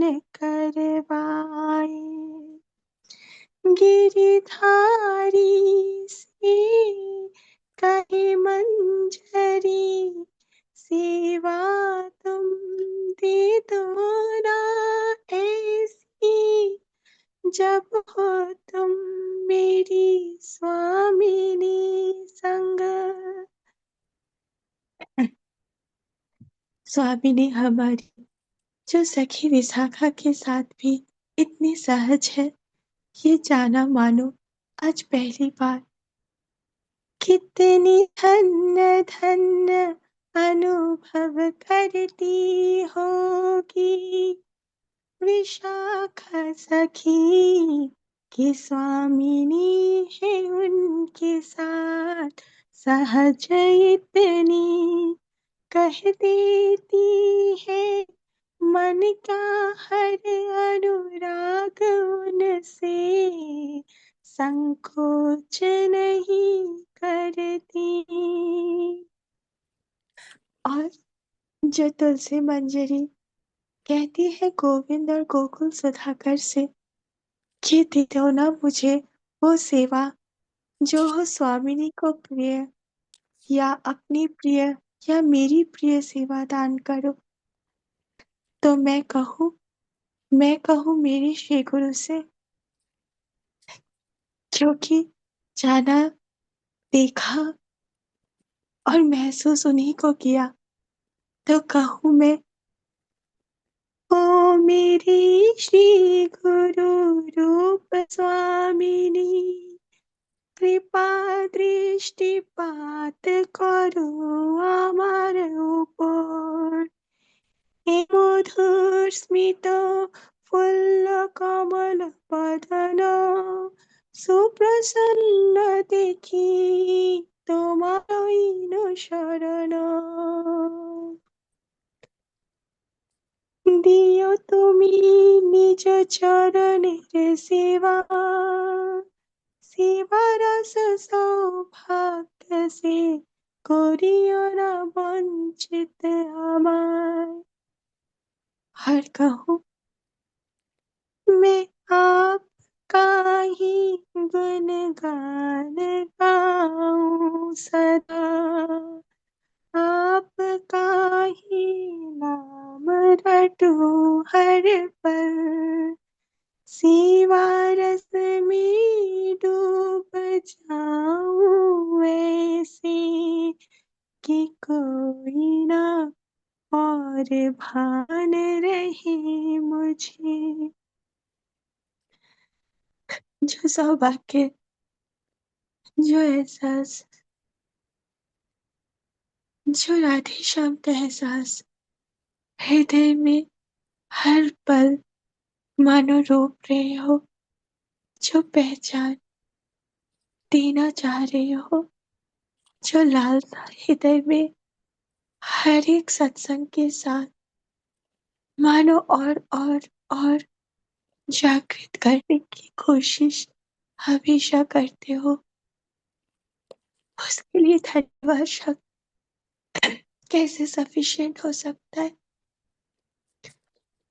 पर फिर भी कोटि कोटि धन्यवाद श्री गुरु। इतने मोती बिखेरने के लिए, इतनी मिठास बहाने के लिए क्या शब्द कम पड़ जाते हैं। बस एहसास ही शायद कह पाए। प्रणाम। हरे कृष्ण। हम सब 3 बार हरे कृष्ण महामंत्र का उच्चारण करेंगे हमारे प्रिय श्री गुरु के सम्मान में, प्रियता और पूज्यता के भाव के साथ। हरे कृष्णा हरे हरे कृष्णा कृष्ण कृष्ण हरे हरे हरे हरे हरे राम राम राम हरे हरे हरे हरे कृष्णा कृष्णा कृष्ण कृष्ण हरे हरे हरे राम राम राम हरे हरे हरे कृष्णा कृष्ण कृष्ण हरे हरे हरे राम राम राम हरे हरे हरे हे जैसे कहेंगे हमारे प्रिय श्री गुरु रूप स्वामी जी, हे जिस भक्ति स्वरूप जय गुरु महाराज जी हो की जय। जय जय गुरुदेव जय जय जय गुरु जय जय जय जय निताय गौर प्रेमानंदे हरि हरि हरि हरि हरि बोल। बोल। हरे कृष्ण। प्रणाम श्री प्रणाम गुरु। श्री गुरु। श्री स्वामी मति निताय गौर प्रेमानंदे हरि हरि हरि हरि बोल। हरे कृष्णा। प्रणाम श्री गुरु। हरे कृष्णा। Welcome welcome. श्री स्वामी मति अस्तु। हरे कृष्ण प्रणाम श्री गुरु। हरे कृष्णा निताय गौर प्रेमानंदे हरि हरि हरि हरि। प्रणाम श्री गुरु। हरे कृष्णा। वेलकम। श्री स्वामी मति अस्तु। निताय गौर प्रेमानंदे हरि हरि हरि हरि। We'll